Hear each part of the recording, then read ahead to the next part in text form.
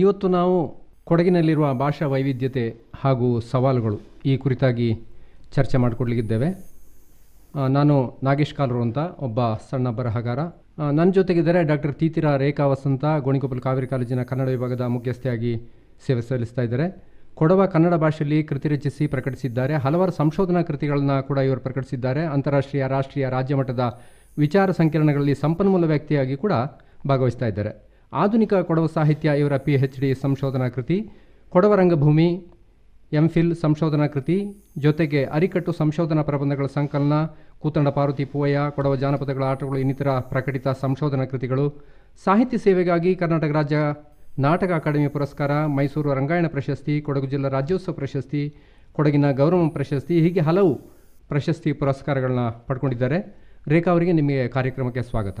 ಧನ್ಯವಾದ. ನಮ್ಮ ಜೊತೆಗೆ ಬಾರಿಯಂಡ ಜೋಯಪ್ಪ ಇದ್ದಾರೆ. ಬಾರಿಯಂಡ ಜೋಯಪ್ಪ ಮದಿಮಹೇಶ್ವರ ಪ್ರೌಢಶಾಲೆಯಲ್ಲಿ ಮುಖ್ಯೋಪಾಧ್ಯಾಯರು. ಅವರು ಕನ್ನಡ ಮತ್ತು ಅರೆಭಾಷೆ ಎರಡರಲ್ಲೂ ಕೂಡ ಸಾಕಷ್ಟು ಕೃತಿಗಳನ್ನ ರಚನೆ ಮಾಡಿದ್ದಾರೆ. ಯಾರ ಬೇಟೆ, ಇತರ ಪ್ರಸಂಗಗಳು ಕನ್ನಡದಲ್ಲಿ, ಚಾಂಪ ಅಂತ ಅರೆಭಾಷೆಯ ಒಂದು ಸಣ್ಣ ಕಥೆಗಳು, ಆಕಾಶವಾಣಿಯಲ್ಲಿ ಬಹುಶಃ ಕೇಳುಗರಿಗೆ ಗೊತ್ತೇ ಇರ್ತದೆ, ಚಿಂತನ, ಜೋಳಿಗೆ ಅಂತ ಹೇಳುವ ಸ್ನೇಹ ಕಾವೇರಿಯಲ್ಲಿ ಬರುವಂಥ ಜೋಳಿಗೆ ಅಂತ ಹೇಳುವ ಒಂದು ಕಂತು, ಕವಿಗೋಷ್ಠಿಗಳಲ್ಲಿ ಕವನ ವಾಚನ ಕನ್ನಡ ಮತ್ತು ಅರೆಭಾಷೆಯಲ್ಲಿ ಮಾಡಿದ್ದಾರೆ. ಇತ್ತೀಚೆಗೆ ಬೆಂಗಳೂರಿನಲ್ಲಿ ನಡೆದ ವಸಂತೋತ್ಸವದಲ್ಲಿ ವಸಂತಕಾಲ ಎಂಬ ಅರೆಭಾಷೆಯ ಕವನ ವಾಚನ ಮಾಡಿದ್ದಾರೆ. ಪ್ರಶಸ್ತಿಗಳು ಕೂಡ ಇವ್ರನ್ನ ಸಾಕಷ್ಟು ಆರಿಸಿ ಬಂದಿದೆ. ಉತ್ತಮ ಶಿಕ್ಷಕ ರಾಜ್ಯ ಪ್ರಶಸ್ತಿ, ಕೊಡಗು ಜಿಲ್ಲಾ ಕನ್ನಡದ ರಾಜ್ಯೋತ್ಸವ ಪ್ರಶಸ್ತಿ, ಅರೆಭಾಷೆ ಸಾಹಿತ್ಯ ಮತ್ತು ಸಂಸ್ಕೃತಿ ಅಕಾಡೆಮಿಯ ರಾಜ್ಯ ಪ್ರಶಸ್ತಿ ಘೋಷಣೆಯಾಗಿದೆ. ಹಾಗೆ ಮಡಿಕೇರಿ ತಾಲೂಕು ಕನ್ನಡ ಸಾಹಿತ್ಯ ಸಮ್ಮೇಳನದ 2013 ನಡೆದ ಸಮ್ಮೇಳನದ ಅಧ್ಯಕ್ಷ ಸ್ಥಾನದ ಗೌರವ ಅಧ್ಯಕ್ಷರು ಕೂಡ ಆಗಿದ್ದರು. ಕೆಂಡಸಂಪಿಗೆ.comನಲ್ಲಿ ಇವರ ಸಾಕಷ್ಟು ಕಥೆಗಳು ಈಗಾಗಲೇ ಪ್ರಸಾರ ಆಗಿದೆ. ಶಾಲಾ ಅನುಭವಗಳು, ಕಾಟಿಬೆಟ್ಟದ ಕಥೆಗಳು. ಜೋಯಪ್ಪನವರೇ, ನಿಮಗೆ ಕಾರ್ಯಕ್ರಮಕ್ಕೆ ಸ್ವಾಗತ. ನಮಸ್ಕಾರ. ಜೊತೆಗೆ ಇನ್ನೊಬ್ಬರು ಹಿರಿಯ ಸಾಹಿತಿ, ಬ್ಯಾರಿ ಸಾಹಿತ್ಯ ಅಕಾಡೆಮಿಯ ಮಾಜಿ ಸದಸ್ಯ ನಮ್ಮ ಜೊತೆಗಿದ್ದಾರೆ, BA ಶಂಶುದ್ದೀನ್. ಜಿಲ್ಲಾ ಕನ್ನಡ ಸಾಹಿತ್ಯ ಪರಿಷತ್ನಲ್ಲಿ ಗೌರವ ಕಾರ್ಯದರ್ಶಿಯಾಗಿ ಕೆಲಸ ಮಾಡ್ತಾ ಇದ್ದಾರೆ. ಜಿಲ್ಲಾಡಳಿತದಿಂದ ರಾಜ್ಯೋತ್ಸವ ಪ್ರಶಸ್ತಿ, ಕಲಾಸಾಗರ ಸಂಗೀತ ನಾಟಕ ಅಕಾಡೆಮಿ ಪ್ರಶಸ್ತಿ, ಮೈಸೂರು ದಸರಾ ಕವಿಗೋಷ್ಠಿಯಲ್ಲಿ 2 ಸಲ ಕವನ ವಾಚನ ಮಾಡಿದ ಅನುಭವ, ರಾಜ್ಯ ಮಟ್ಟದ ವಿಚಾರ ಸಂಕಿರಣಗಳಲ್ಲಿ ಪ್ರಬಂಧ ಮಂಡನೆ, ಪ್ರಸ್ತುತ ಮಾನವ ಸಂಪನ್ಮೂಲ ಅಭಿವೃದ್ಧಿ ರಾಜ್ಯ ಸಂಪನ್ಮೂಲ ವ್ಯಕ್ತಿಯಾಗಿ ಕೆಲಸ ಮಾಡ್ತಾ ಇದ್ದಾರೆ. ಶಂಶುದ್ದೀನ್ ಅವರೇ, ನಿಮಗೆ ಕಾರ್ಯಕ್ರಮಕ್ಕೆ ಸ್ವಾಗತ. ನಮಸ್ಕಾರ. ಕೊಡಗು ಅಂದಕ್ಷಣ ಸಾಮಾನ್ಯವಾಗಿ ಎಲ್ಲರಿಗೂ ಹೊಳೆಯದೇನು ಅಂದರೆ ಕಾವೇರಿ ನದಿ, ಜೊತೆಗೆ ಇಲ್ಲಿನ ಬೆಟ್ಟಗುಡ್ಡಗಳು, ಹಚ್ಚ ಹಸುರಿನ ಹೊದಿಕೆಯೊಳಗಿರುವ ರಮಣೀಯ ಪರಿಸರ, ಜಿಲ್ಲೆಯಾದ್ಯಂತ ಮೈಚಾಚಿ ಮಲಗಿರುವ ಕಾಫಿ ತೋಟ, ಟೀ ತೋಟ, ಎಲ್ಲೆಂದರಲ್ಲಿ ಜುಳುಜುಳು ಹರಿಯುವ ತೋಡು ತೊರೆ, ಸಲಿಲ ಜಲಧಾರೆ. ಹೊರಗಿನಿಂದ ಕೊಡಗಿಗೆ ಬಂದವರಿಗೆ ಹೊಸತೊಂದು ಲೋಕಕ್ಕೆ ಬಂದ ಅನುಭವ. ಕಾಫಿಯ ಘಮದ ಜೊತೆಗೆ ಏಲಕ್ಕಿ, ಅಡಿಕೆ, ಕರಿಮೆಣಸು, ಬಾಳೆ, ಶುಂಠಿ, ತಾಳೆ ಮುಂತಾದ ವೈವಿಧ್ಯಮಯ ಕೃಷಿ, ನಳನಳಿಸುವ ಭತ್ತದ ಗದ್ದೆಗಳ ಅನಿರ್ವಚನೀಯ ನೋಟ, ಜೊತೆಗೆ ಅಪೂರ್ವ ಜೀವ ವೈವಿಧ್ಯ, ಆನೆ, ಹುಲಿ, ಚಿರತೆ, ಕಾಡು ಕುರಿ, ಕಾಡು ಹಂದಿ, ಕಾಡು ಕೋಣ, ಹೀಗೆ ಹೇಳ್ತಾ ಹೋದರೆ ಅದಕ್ಕೆ ಅಂತ್ಯ ಇಲ್ಲ. ನಾನಾ ಜಾತಿಯ ಸರೀಸೃಪಗಳ ತವರು ಕೂಡ ಹೌದು. ಕಾಜಾಣ, ಕೋಗಿಲೆ, ಬುಲ್ಬುಲ್ ಸೇರಿದಂತೆ ಸುಮಾರು 150ಕ್ಕೂ ಹೆಚ್ಚು ಬಾನಾಡಿ ಮಿತ್ರರ ಆವಾಸ ಸ್ಥಾನ. ಕೃಷಿಯ ತವರೂರಾಗಿದ್ದರೂ ಇತ್ತೀಚೆಗೆ ಪ್ರವಾಸೋದ್ಯಮ ಕೂಡ ಕೊಡಗಿಗೆ ಹೆಚ್ಚು ಜನರನ್ನು ಆಕರ್ಷಣೆ ಮಾಡ್ತಾ ಇದೆ. ತಡಿಯಂಡಮೋಳ್, ಪುಷ್ಪಗಿರಿ, ಕೋಟೆಬೆಟ್ಟ, ಮಾಂದಲಪಟ್ಟಿ, ಅಬ್ಬಿ ಜಲಪಾತ, ಚೇಲಾವರ ಜಲಪಾತ, ಹೀಗೆ ಹೇಳ್ತಾ ಹೋದರೆ ಈ ಪಟ್ಟಿಗೆ ಕೂಡ ಪೂರ್ಣ ವಿರಾಮ ಇಲ್ಲ. ಕರ್ನಾಟಕ ರಾಜ್ಯವನ್ನು ಇಡೀ ಸುತ್ತೋದಕ್ಕಿಂತ ಕೊಡಗನ್ನು ಒಂದು ಸಲ ಸುತ್ತು ಹಾಕಿದರೆ ಸಾಕು, ಇಡೀ ಕರ್ನಾಟಕದ ವೈವಿಧ್ಯತೆಯನ್ನು ಕೊಡಗಿನಲ್ಲಿ ನೋಡ್ಬೋದು ಅನ್ನೋ ಮಾತಿದೆ.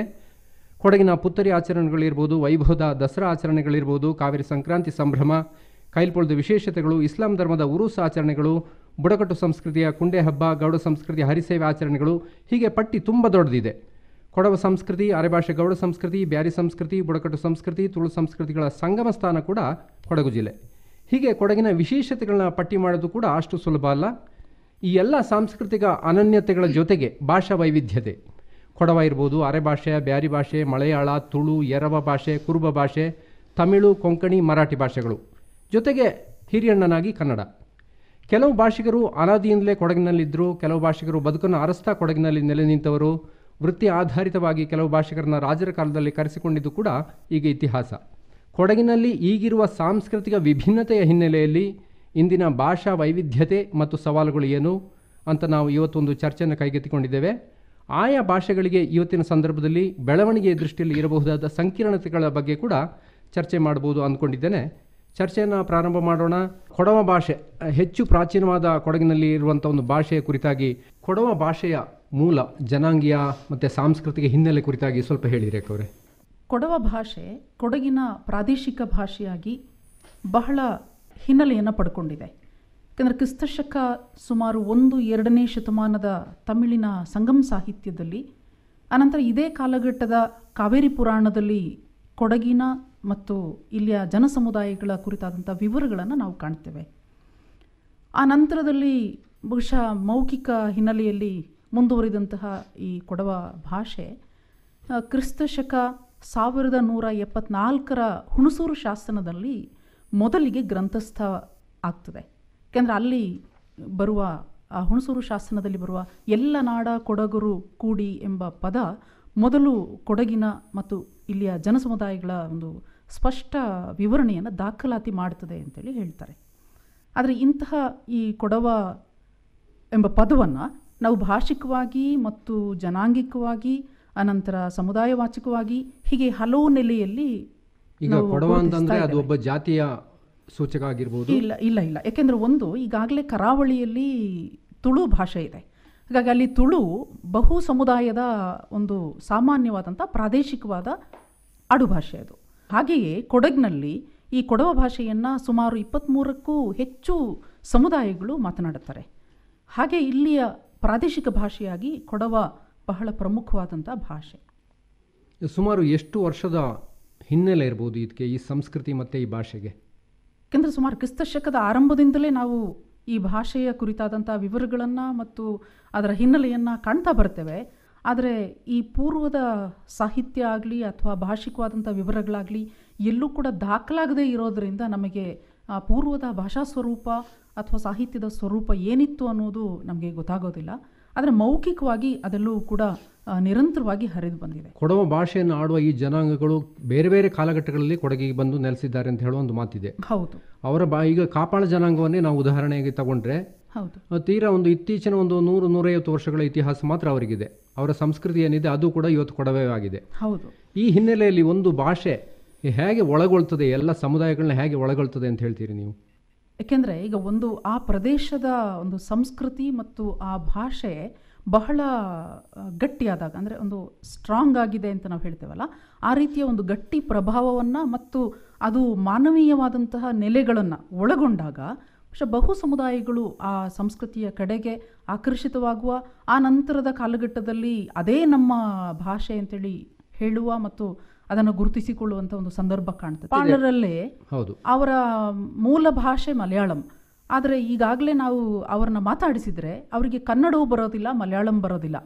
ಕೊಡವ ಅವರ ಮಾತೃಭಾಷೆಯಾಗಿ ಅವರು ಅದನ್ನು ಬಳಸ್ತಾರೆ. ಹೌದು. ಈಗ ತೀಯ ಅಂತ ಹೇಳುವಂಥ ಒಂದು ಜನಾಂಗವನ್ನೇ ನಾವು ನೋಡ್ಬೋದು. ಕೆಲವು ಕಡೆ ನೆಲೆಸಿರುವಂಥ ಈ ತೀಯ ಜನಾಂಗದವರು ಅವರ ಮೂಲ ಭಾಷೆ ಮಲಯಾಳ ಆಗಿದ್ರು ಕೂಡ ಇವತ್ತಿಗೂ ಕೂಡ ಅವರು ಕೊಡವ ಭಾಷೆಯನ್ನೇ ಮಾತಾಡ್ತಾ ಇದ್ದಾರೆ, ಸಂಸ್ಕೃತಿಯನ್ನೇ ಅನುಸರಿಸ್ತಾ ಇದ್ದಾರೆ. ಕೊಡಗಿನ ಪರಿಸರಕ್ಕೆ ಯಾವುದೇ ಸಂಸ್ಕೃತಿಯನ್ನು ತನ್ನ ತೆಕ್ಕೆಗೆ ತೆಗೆದುಕೊಳ್ಳುವ ಒಂದು ಮಾತೃ ವಾತ್ಸಲ್ಯ ಇದೆ ಅಂತ ಕೂಡ ಒಂದು ಮಾತನ್ನು ಹೇಳ್ತಾರೆ. ಹಾಗೆ ಅದಕ್ಕೆ ನಾನು ಅದನ್ನು ಹೇಳಿದೆ, ಕೊಡವ ಇಲ್ಲಿಯ ಪ್ರಾದೇಶಿಕ ಭಾಷೆ ಅಂತ ನಾನು ಹೇಳಿದೆ. ಕರಾವಳಿಯಲ್ಲಿ ತುಳು ಹೇಗೆ ಸಂಪರ್ಕ ಭಾಷೆ ಮತ್ತು ಪ್ರಾದೇಶಿಕ ಭಾಷೆ, ಹಾಗೆ ಅದು ಆ ನಾಡಿನ ಮಿಡಿತದ ಭಾಷೆ ಅಂತ ಹೇಳ್ತೇವಲ್ಲ, ಹಾಗೆ ಕೊಡಗಿನಲ್ಲಿ ಕೊಡವ ಭಾಷೆ ಈ ಎಲ್ಲ ಲಕ್ಷಣಗಳನ್ನು ಒಳಗೊಂಡು ಬಹು ಸಂಸ್ಕೃತಿಯನ್ನು ಏಕ ಸಂಸ್ಕೃತಿಯ ರೂಪದಲ್ಲಿ ಅದರ ಜೊತೆಗೇನೆ ಏಕ ಸಂಸ್ಕೃತಿಯನ್ನು ಮಾನವೀಯತೆಯ ನೆಲೆಗಟ್ಟಿನಲ್ಲಿ ಕೂಡ ನಾವು ಹೇಳ್ಬೋದು, ಬಹು ವೈವಿಧ್ಯಕ್ಕೆ. ಯಾಕೆಂದರೆ ಈಗಾಗಲೇ ನಾವು ಇಲ್ಲಿರುವ ಅರೆಭಾಷೆ ಇರ್ಬೋದು ಅಥವಾ ಬ್ಯಾರಿ ಇರ್ಬೋದು ಅಥವಾ ತುಳು ಇರ್ಬೋದು, ಈ ಎಲ್ಲ ಭಾಷೆಗಳ ಒಳಗೆಯೂ ಕೂಡ ನಾವು ಕೊಡವದ ಬಹಳ ಅನನ್ಯತೆಗಳನ್ನು ಕಾಣ್ತೇವೆ. ಈಗ ಜೋಯಪ್ಪನವ್ರನ್ನ ಕೇಳೋಣ. ಜೋಯಪ್ಪನವರೇ ಹೇಳಿ, ಈಗ ಅರೆ ಭಾಷೆಗೆ ಸುಮಾರು ಎಷ್ಟು ವರ್ಷದ ಇತಿಹಾಸ ಇದೆ ಕೊಡಗಿನಲ್ಲಿ, ಅಥವಾ ಅರೆ ಭಾಷಿಕರು ಎಲ್ಲಿಂದ ಬಂದಿರ್ಬೋದು ಇಲ್ಲಿಗೆ ಅಂತ ಏನಾದರೂ ಗೊತ್ತಿದೆಯಾ? ಈ ಭಾಷೆಯ ಕುರಿತು ಹೇಳುವಾಗ ಭಾಷೆ ಮೂಲವನ್ನು ಹೇಳಲಿಕ್ಕೆ ಸಾಧ್ಯ ಆಗೋದಿಲ್ಲ. ಈಗ ಡಾಕ್ಟರ್ ರಾಜಪುರೋಹಿತ್ ಅವರು ಹೇಳೋ ಪ್ರಕಾರವಾಗಿ ಭಾಷೆ ಎಂಬುದು ಯಾವಾಗ ಹುಟ್ಟಿಕೊಂಡಿತ್ತು ಮತ್ತು ಹೇಗೆ ರೂಪುಗೊಂಡಿತ್ತು ಅಂತ ಹೇಳೋದು ಸೃಷ್ಟಿಯ ಮೂಲವನ್ನು ಹುಡುಕಿದಷ್ಟೇ ಜಟಿಲವಾದ ಸಮಸ್ಯೆ ಅಂತ ಅವ್ರು ಹೇಳ್ತಾರೆ. ಹೌದು, ಏಕೆಂದರೆ ಈಗ ನೀವು ಕೇಳಿದ ಹಾಗೆ ಈ ಅರೆ ಭಾಷಿಕರು ಎಲ್ಲಿಂದ ಬಂದರು ಹೇಗೆ ಅಂತೇಳಿ, ಅರೆ ಭಾಷಿಕರು ಎಲ್ಲಿಂದ ಬಂದರು ಅಂತ ಹೇಳಲಿಕ್ಕಾಗಲ್ಲ. ಆದರೆ ಗೌಡರು ಬಂದದ್ದು ಮುಖ್ಯವಾಗಿ ವಿಜಯನಗರ ಸಾಮ್ರಾಜ್ಯದ ಅವನತಿ ಆದ ಬಳಿಕ ಅಲ್ಲಿದ್ದ ಜನ ಇಕ್ಕೇರಿ ಮತ್ತು ಐಗೂರು ಅಲ್ಲೆಲ್ಲ ನೆಲೆಸಿ ನಂತರ ದಕ್ಷಿಣ ಕನ್ನಡ ಜಿಲ್ಲೆಗೆ ಬಂದರು ಅನ್ನುವಂಥ ಮಾತಿದೆ. ಇದು ಸುಮಾರು 1600 ಹೊತ್ತು ಇದು. ಹಾಗೆ ಡಾಕ್ಟರ್ ಕೋಡಿ ಕುಶಾಲಪ್ಪ ಗೌಡರು ಹೇಳೋ ಪ್ರಕಾರವಾಗಿ ಕೊಡಗಿನಲ್ಲಿ ಕನ್ನಡವನ್ನಾಡುವ ಗೌಡರು ಜೇನು ಕುರುಬರು ತಮ್ಮ ವೈಶಿಷ್ಟ್ಯಕ್ಕನುಗುಣವಾಗಿ ಭಾಷೆಯನ್ನು ಬೆಳೆಸಿಕೊಂಡರು ಅಂತ ಹೇಳ್ತಾರೆ. ಈಗ ಒಂದು ಮಾತು ಹೇಳಿದ್ರಿ ನೀವು, ಅರೆ ಭಾಷೆಯನ್ನು ಆಡುವ ಗೌಡರು ಅಂತ. ಈ ಅರೆ ಭಾಷೆಯನ್ನು ಈ ಜನಾಂಗ ಅಲ್ಲದೆ ಬೇರೆ ಯಾರಾದ್ರೂ ಆಡ್ತಾರಾ? ಖಂಡಿತವಾಗಿ ಮಾತಾಡ್ತಾರೆ. ಸುಮಾರು ಎಷ್ಟು ಜನಾಂಗ ಈ ಭಾಷೆಯನ್ನು ಆಡ್ತಾರೆ? ಸುಮಾರು ಅರೆ ಭಾಷೆಯ ಮಾತೃಭಾಷೆಯ ಇರುವರೆ ಸುಮಾರು ಒಂದು 7 ಲಕ್ಷಕ್ಕಿಂತಲೂ ಹೆಚ್ಚು ಜನ ಇದ್ದಾರೆ. ಹೌದು. ಅದಲ್ಲದೆ ಅನ್ಯ ಭಾಷಿಕರು ಕೂಡ ಅರೆ ಭಾಷೆಯನ್ನ ಮಾತನಾಡುವವರು ಇದ್ದಾರೆ. ಅನ್ಯ ಭಾಷೆಯನ್ನ ಸಂಪರ್ಕಕ್ಕಾಗಿ ಮಾತಾಡುವವರು ಅಲ್ಲ ಅಥವಾ ಅವರ ಮನೆ ಭಾಷೆಯಾಗಿ ಸಂಪರ್ಕಕ್ಕಾಗಿ ಮಾತನಾಡ್ತಾರೆ. ಹೌದು, ಮನೆ ಭಾಷೆಯಾಗಿ ಮಾತಾಡುವವರು ಆರ್ಯಭಾಷೆ ಗೌಡ ಜನಾಂಗ. ಹೌದು. ಈಗ ನೀವು ಒಂದು ಮಾತು ಹೇಳಿದ್ರಿ, ಸುಮಾರು 1600 ಇಸ್ವಿಯ ನಂತರ ಇಲ್ಲಿಗೆ ಬಂದು ನೆಲೆಸಿದ್ದು ಅಂತ. ಈಗ ಈ ಭಾಷೆಯ ಮೂಲ ಸ್ವರೂಪ ಹೇಗಿತ್ತು ಮತ್ತು ಈಗಿನ ಬದಲಾವಣೆ ಹೇಗಾಗಿದೆ? ಮೂಲ ಸ್ವರೂಪ ರಾಜ ಪುರೋಹಿತರವರು ಹೇಳೋ ಪ್ರಕಾರವಾಗಿ 50 ವರ್ಷಗಳ ಹಿಂದೆ ಇದ್ದುದಕ್ಕೂ ಈಗ ಮಾತನಾಡೋದಕ್ಕೂ ಬಹಳಷ್ಟು ವ್ಯತ್ಯಾಸ ಇದೆ. ಪ್ರಾದೇಶಿಕ ಭಿನ್ನತೆಯನ್ನು ಈಗ ದಕ್ಷಿಣ ಕನ್ನಡದ ಅರೆಭಾಷೆ ಗೌಡ ಜನಾಂಗ ಮಾತಾಡುವ ಅರೆಭಾಷೆಗೂ ಕೊಡಗಿನಲ್ಲಿ ಅರೆಭಾಷೆ ಮಾತಾಡುವ ಜನಾಂಗ ಮಾತಾಡುವ ಭಾಷೆಗೂ ವ್ಯತ್ಯಾಸ ಇದೆ. ಅಲ್ಲಿ ಸ್ವಲ್ಪ ದೀರ್ಘವಾಗಿ ಹೇಳ್ತಾರೆ. ಹಾಂಗೆ ಅನ್ನೋ ಪದವನ್ನು ಅಲ್ಲಿ ಬಳಕೆ ಮಾಡಿದರೆ ಇಲ್ಲಿ ಹಂಗೆ ಎಂಬುದಾಗಿ ಹೇಳ್ತೇವೆ ನಾವು. ಅಲ್ಲಿ ಅಂಗಳಕ್ಕೆ ಉಜಾಲ್ ಎಂಬುದಾಗಿ ಹೇಳಿದರೆ ನಾವು ಇಲ್ಲಿ ಅಂಗಳ ಅಂತ ಹೇಳ್ತೀವಿ. ಸ್ವಲ್ಪ ಭಿನ್ನತೆ ಇದೆ. ಸಾಮಾನ್ಯವಾಗಿ ಭಾಷೆ ಇದೆಯಲ್ಲ, ಇದು 8 ರಿಂದ 10 ಕಿಲೋಮೀಟರ್. ಅದೊಂದು ಮಾತು ಕೂಡ ಹೇಳ್ತಾರೆ, ಸಾಮಾನ್ಯವಾಗಿ 8-10 ಕಿಲೋಮೀಟರ್ಗೆ ಒಂದ್ಸಲ ಭಾಷೆ ಬದಲಾವಣೆ ಜಾಯಮಾನವನ್ನು ಬದಲಾವಣೆ ವ್ಯತ್ಯಾಸಗಳು ಬೇಕಾದಷ್ಟು ಪ್ರಾದೇಶಿಕ ಭಿನ್ನತೆಗಳು ಬೇಕಾದಷ್ಟು ಇರ್ತದೆ. ಮತ್ತು ಗಡಿ ಪ್ರದೇಶ, ಉದಾಹರಣೆ ಕೇರಳದ ಗಡಿ, ಈಗ ಉದಾಹರಣೆಗೆ ಭಾಗಮಂಡಲ ಸಮೀಪ ಕರಿಕೆ, ಆ ಕರಿಕೆ ಗಡಿ ಭಾಗದಲ್ಲಿ ಇರ್ತಕ್ಕಂಥ ಭಾಷೆಗೂ ಈಚೆ ಇರ್ತಕ್ಕಂಥ ಭಾಗಮಂಡಲ, ಮದೆನಾಡು, ಮಡಿಕೇರಿ ಈ ಭಾಗದಲ್ಲಿ ಇರ್ತಕ್ಕಂಥ ಅರೆ ಭಾಷೆಗೂ ಕರಿಕೆ ಸಾಮಾನ್ಯವಾಗಿ ಕೇರಳದ ಹತ್ರ ಇರೋದ್ರಿಂದ ಮಲಯಾಳ ಭಾಷೆಗೆ ಹೆಚ್ಚು ಸಮೀಪ ಇದೆ. ಹೌದು, ಹಾಗಾಗಿ ಮಲಯಾಳದ ಶಬ್ದಗಳು ಜಾಸ್ತಿ ಅಲ್ಲಿ ಬಳಕೆ ಆಗುತ್ತೆ. ಅರೆಭಾಷಿಕರು ಈ ಕಾಸರಗೋಡಿನ ಬಂದಡ್ಕ, ಕಲ್ಲಪಳ್ಳಿ, ಸುಳ್ಯದ ಗುತ್ತಿಗಾರು, ಏನೇಕಲ್ಲು, ಕೊಡಗು ಜಿಲ್ಲೆಯ ಮುಖ್ಯವಾಗಿ ಮಡಿಕೇರಿ ತಾಲೂಕು ಇಲ್ಲಿ ದಟ್ಟವಾಗಿದೆ. ನಂತರ ವಿರಾಜಪೇಟೆ ಮತ್ತು ಸೋಮವಾರಪೇಟೆಗಳಲ್ಲಿ ಮಾತನಾಡೋ ಜನ ಇದ್ದಾರೆ. ಹಾಗೆ ಇದು ಸಮೀಪದ ಮೈಸೂರು ಜಿಲ್ಲೆ ಪಿರಿಯಾಪಟ್ಟಣ ಇರ್ಬೋದು, ನಂತರ ಮೈಸೂರು, ಬೆಂಗಳೂರು ಮತ್ತು ವಿದೇಶಗಳಲ್ಲೂ ಕೂಡ ಅರೆಭಾಷೆ ಮಾತನಾಡುವವರು ಇದ್ದಾರೆ. ಈಗ ಶಂಶುದ್ದೀನ್ ಅವ್ರನ್ನ ಕೇಳೋಣ. ಬ್ಯಾರಿ ಸಂಸ್ಕೃತಿ ಸುಮಾರು ಎಷ್ಟು ವರ್ಷದಿಂದ ಕೊಡಗಿಗೆ ಬಂದಿದೆ? ಮತ್ತು ಬ್ಯಾರ ಅಂತ ಹೇಳಿದ್ರೆ ನನಗೆ ತಿಳಿದಿರುವ ಮಟ್ಟಿಗೆ ವ್ಯಾಪಾರ ಅಂತ ಇರಬೇಕು. ಬ್ಯಾರದಿಂದಲಾಗಿ ಬ್ಯಾರಿ ಶಬ್ದ ಹುಟ್ಟಿತೋ ಅಥವಾ ಬೇರೆ ಏನಾದರೂ ಮೂಲ ಇದೆಯೋ? ಇದಕ್ಕೆ ಹೇಗೆ ಶಂಶುದ್ದೀನ್ ಅವರೇ? ಅಲ್ಲ, ಬ್ಯಾರ ಅನ್ನುವಂಥದ್ದು ತಾವು ಹೇಳಿದಾಗೆ ತುಳು ಭಾಷೆಯಲ್ಲಿ ವ್ಯಾಪಾರ ಅಂತ ಅರ್ಥ. ಸೊ ಬ್ಯಾರದಕ್ಲು ಅಂದರೆ ವ್ಯಾಪಾರಿಗಳು ಅಂತ, ಅದು ಬಹುಶಃ ಬ್ಯಾರಿ ಅಂತ ಆಗಿರ್ಬೋದು. ಅದ್ರ ಜೊತೆಯಲ್ಲಿ ಅರಬಿಯಲ್ಲಿ ಬಹರಿ ಅಂತಾರೆ, ಸಮುದ್ರಕ್ಕೆ ಸಂಬಂಧಿಸಿದ ಅಂತ. ಸೊ ಆ ಬಹರಿ ಸಮುದ್ರ ಮೂಲಕ ಅರಬಿಗಳು ವ್ಯಾಪಾರಕ್ಕೆ ಬರ್ತಾ ಇದ್ದಿದ್ದರಿಂದ ಬಹುಶಃ ಆ ಪದವು ಕೂಡ ಸೇರಿ ಬ್ಯಾರಿ ಆಗಿರ್ಬೋದು ಅಂತ ಹೇಳಿ ಅದ್ರ ವ್ಯುತ್ಪತ್ತಿಯ ಬಗ್ಗೆ ಹೇಳ್ತಾರೆ. ಆಮೇಲೆ ಇಲ್ಲಿ ಕೊಡಗಿಗೆ ಬಹುಶಃ ತೀರಾ ಇತ್ತೀಚೆಗೆ ಬಂದಿರಬೇಕು ಬ್ಯಾರಿಗಳು, 1-2 ಶತಮಾನ ಆಗಿರ್ಬೋದು ಅಷ್ಟೇ. ಅದಕ್ಕಿಂತ ಹಿಂದೆ ಬಂದಂತಹ ಏನು ದಾಖಲಾತಿ ಇಲ್ಲ. ಸುಮಾರು 100 ವರ್ಷಗಳ ಹಿಂದೆ ಬಂದಂತಹ ಏನು ಬೇಕಾದಷ್ಟು ಜನ ನಮ್ಮಲ್ಲಿ ಕೆಲವರು ಈಗಲೂ ಇದ್ದಾರೆ. 100 ವರ್ಷ ಶತಮಾನ ಆಚರಿಸಿದವರು 1-2 ಇದ್ದಾರೆ ನಮ್ಮಲ್ಲಿ. ಇಲ್ಲಿ ಒಟ್ಟಾರೆಯಾಗಿ ಬ್ಯಾರಿಯ ಮೂಲ ನಾವು ಹೇಳೋದಾದರೆ ಇದು ಅರಬಿಯರ ಮತ್ತು ಭಾರತೀಯರ ಸಂಪರ್ಕ. ವಿಶೇಷವಾಗಿ ನೀವು ನೋಡಿ, ಅರಬಿಯರು ನಮ್ಮ ಕರಾವಳಿ ತೀರಕ್ಕೆ ಬಂದಾಗ, ಕೇರಳ, ತಮಿಳುನಾಡು ಮತ್ತು ಕರ್ನಾಟಕ ಬಂದಾಗ, ಕೇರಳದಲ್ಲಿ ಅರಬರ ಸಂಪರ್ಕದಿಂದ ಯಾವ ಸಂತತಿ ಉಂಟಾಯಿತು ಅವರನ್ನು ಮಾಪ್ಳಗಳು ಅಂತ ಹೇಳ್ತಾರೆ. ಹಾಗೆಯೇ ನಮ್ಮ ಕೊಂಕಣಕ್ಕೆ ಬಂದಾಗ ಭಟ್ಕಳಂತ ನಾವೇನು ಹೇಳ್ತೀವಿ, ಆ ಪ್ರದೇಶದಲ್ಲಿ ಮುಸ್ಲಿಮ್ಸ್ ಯಾರು ಅರಬರ ಜೊತೆಯಲ್ಲಿ ಅಲ್ಲಿ ಸ್ಥಳೀಯರು ಸಂಪರ್ಕ ಆಗಿ ಬಂದಂಥ ಜನಾಂಗವನ್ನು ನವಾಯತರು ಅಥವಾ ಭಟ್ಕಳಿ ಅಂತ ಹೇಳ್ತೀವಿ. ಹಾಗೆ ತಮಿಳುನಾಡಲ್ಲಿ ಲಬ್ಬೆಗಳು ಅಂತೀವಿ. ಹಾಗೆಯೇ ನಮ್ಮ ಕರ್ನಾಟಕದ ಕರಾವಳಿಯಲ್ಲಿ ಬಂದಂತಹ ಅರಬರು ಅಲ್ಲಿನ ಸ್ಥಳೀಯ ಹೆಣ್ಣು ಮಕ್ಕಳ ಜೊತೆಯಲ್ಲಿ ತಾತ್ಕಾಲಿಕ ಮದುವೆ ಆಗೋದು ಕೂಡ ಇದೆ ಅಂತ ಹೇಳಿ ಇತಿಹಾಸದಲ್ಲಿ ಉಲ್ಲೇಖ ಇದೆ. ಸೊ ಹಾಗೆ ಬಂದಂತಹ ಒಂದು ಜನಾಂಗ ಬ್ಯಾರೆಗಳು ಅಂತ. ಸೊ ಅಲ್ಲಿ ಒಂದು ಸಣ್ಣ ಒಂದು ಸಂಶಯ ಇದೆ, ಇವರು ಮೂಲ ತುಳುವರ ಅನ್ನುವಂಥದ್ದು. ಇವತ್ತಿಗೂ ಕೂಡ ಬ್ಯಾರಿಗಳ ವ್ಯಾವಹಾರಿಕ ಭಾಷೆ ತುಳು. ಸೊ 2 ಭಾಷೆ ಸಾಮಾನ್ಯವಾಗಿ ಬ್ಯಾರಿಗಳಿಗೆ ಗೊತ್ತಿರುತ್ತೆ. ಒಂದು ಮನೆಯಲ್ಲಿ ಬ್ಯಾರಿ, ಹೊರಗಡೆ ತುಳು. ಕನ್ನಡಕ್ಕಿಂತ ಹೆಚ್ಚಾಗಿ ತುಳು. ಇದು ನಾವು ಬಹುಶಃ ತುಳುನಾಡಿನಲ್ಲಿ ಹೆಚ್ಚು ಅವರು ಕಾರ್ಯವ್ಯಾಪ್ತಿ ಇದ್ದುದರಿಂದ ಈ ವಿಶೇಷತೆ ಬಂದಿದೆ. ಮೂಲವೇ ತುಳುನಾಡು. ನಮ್ಮ ಬ್ಯಾರಿಗಳ ಮೂಲವೇ ದಕ್ಷಿಣ ಕನ್ನಡ ಜಿಲ್ಲೆ ಅಂದರೆ ತುಳುನಾಡು. ಸೊ ದಕ್ಷಿಣ ಕನ್ನಡ ಜಿಲ್ಲೆ ಬ್ಯಾರಿ, ಆಮೇಲೆ ತುಳು ಮತ್ತು ಕೊಂಕಣಿ ಇವುಗಳ ಸಂಗಮ ಅಂತ ಹೇಳಿದ್ರು ತಪ್ಪಾಗೋದಿಲ್ಲ. ಈಗ ಆರ್ಯ ಭಾಷೆನೂ ಕೂಡ ಅಷ್ಟೇ. ಬಹುಶಃ ನಾನು ಅಂದಾಜು ಮಾಡಿದಾಗೆ ಆರ್ಯ ಭಾಷೆ ಕೂಡ ಬಹುಶಃ ನನಗೆ ಗೊತ್ತಿಲ್ಲ, ದಕ್ಷಿಣ ಕನ್ನಡ ಮೂಲ ಇರಬೇಕು ಅನಿಸುತ್ತೆ. ಹೇಳಲಿಕ್ಕೆ ಬರೋದಿಲ್ಲ ಅದು ಯಾವ ಇಲ್ಲಿಯ ಮೂಲ ಅಂತ ಹೇಳಲಿಕ್ಕೆ. ಆದರೆ ಹೆಚ್ಚು ಮಂದಿ ಇರುವಂಥದ್ದು ಅರಭಾಷಿಕರು ದಕ್ಷಿಣ ಕನ್ನಡದಲ್ಲಿ, ದಕ್ಷಿಣ ಕನ್ನಡ ಅಲ್ವಾ? ಬಹುಶಃ ಅಲ್ಲಿಂದಲೇ ಇಲ್ಲಿಗೆ ಬಂದಿರಬೇಕು ಅಂತ ನೀವು ಅಂದ್ಕೊಂಡಿದ್ದೀರಿ. ಹೌದು ಹೌದು, ಅಲ್ಲಿಂದ ಅದು ಸತ್ಯ ಕೂಡ. ಈ ನವಾಯತರ ಭಾಷೆಗೂ ಇಲ್ಲಿನವರ ಭಾಷೆಗೂ ಏನಾದರೂ ಸಾಮ್ಯ ಇದೆಯಾ? ನವಾಯತರದು ಕೊಂಕಣಿ, ಅದು ಕೊಂಕಣಿಯ ಒಂದು ಭಾಗ. ಕೊಂಕಣಿದು ಸ್ವಲ್ಪ ಹೆಚ್ಚು ಕಡಿಮೆ, ಅಂದರೆ ಒಂದೇ ರೀತಿ ಕೊಂಕಣಿಯ ಒರಿಜಿನಲ್ ಕೊಂಕಣಿ ಅಂತ ನಾವು ಹೇಳೋಕ್ಕಾಗೋದಿಲ್ಲ. ಅಂದರೆ ಅದರ ಮೂಲ ಕೊಂಕಣಿ. ಆದರೆ ವೃತ್ತಿ ಇಬ್ಬರದು ಒಂದೇ ಇಲ್ಲ.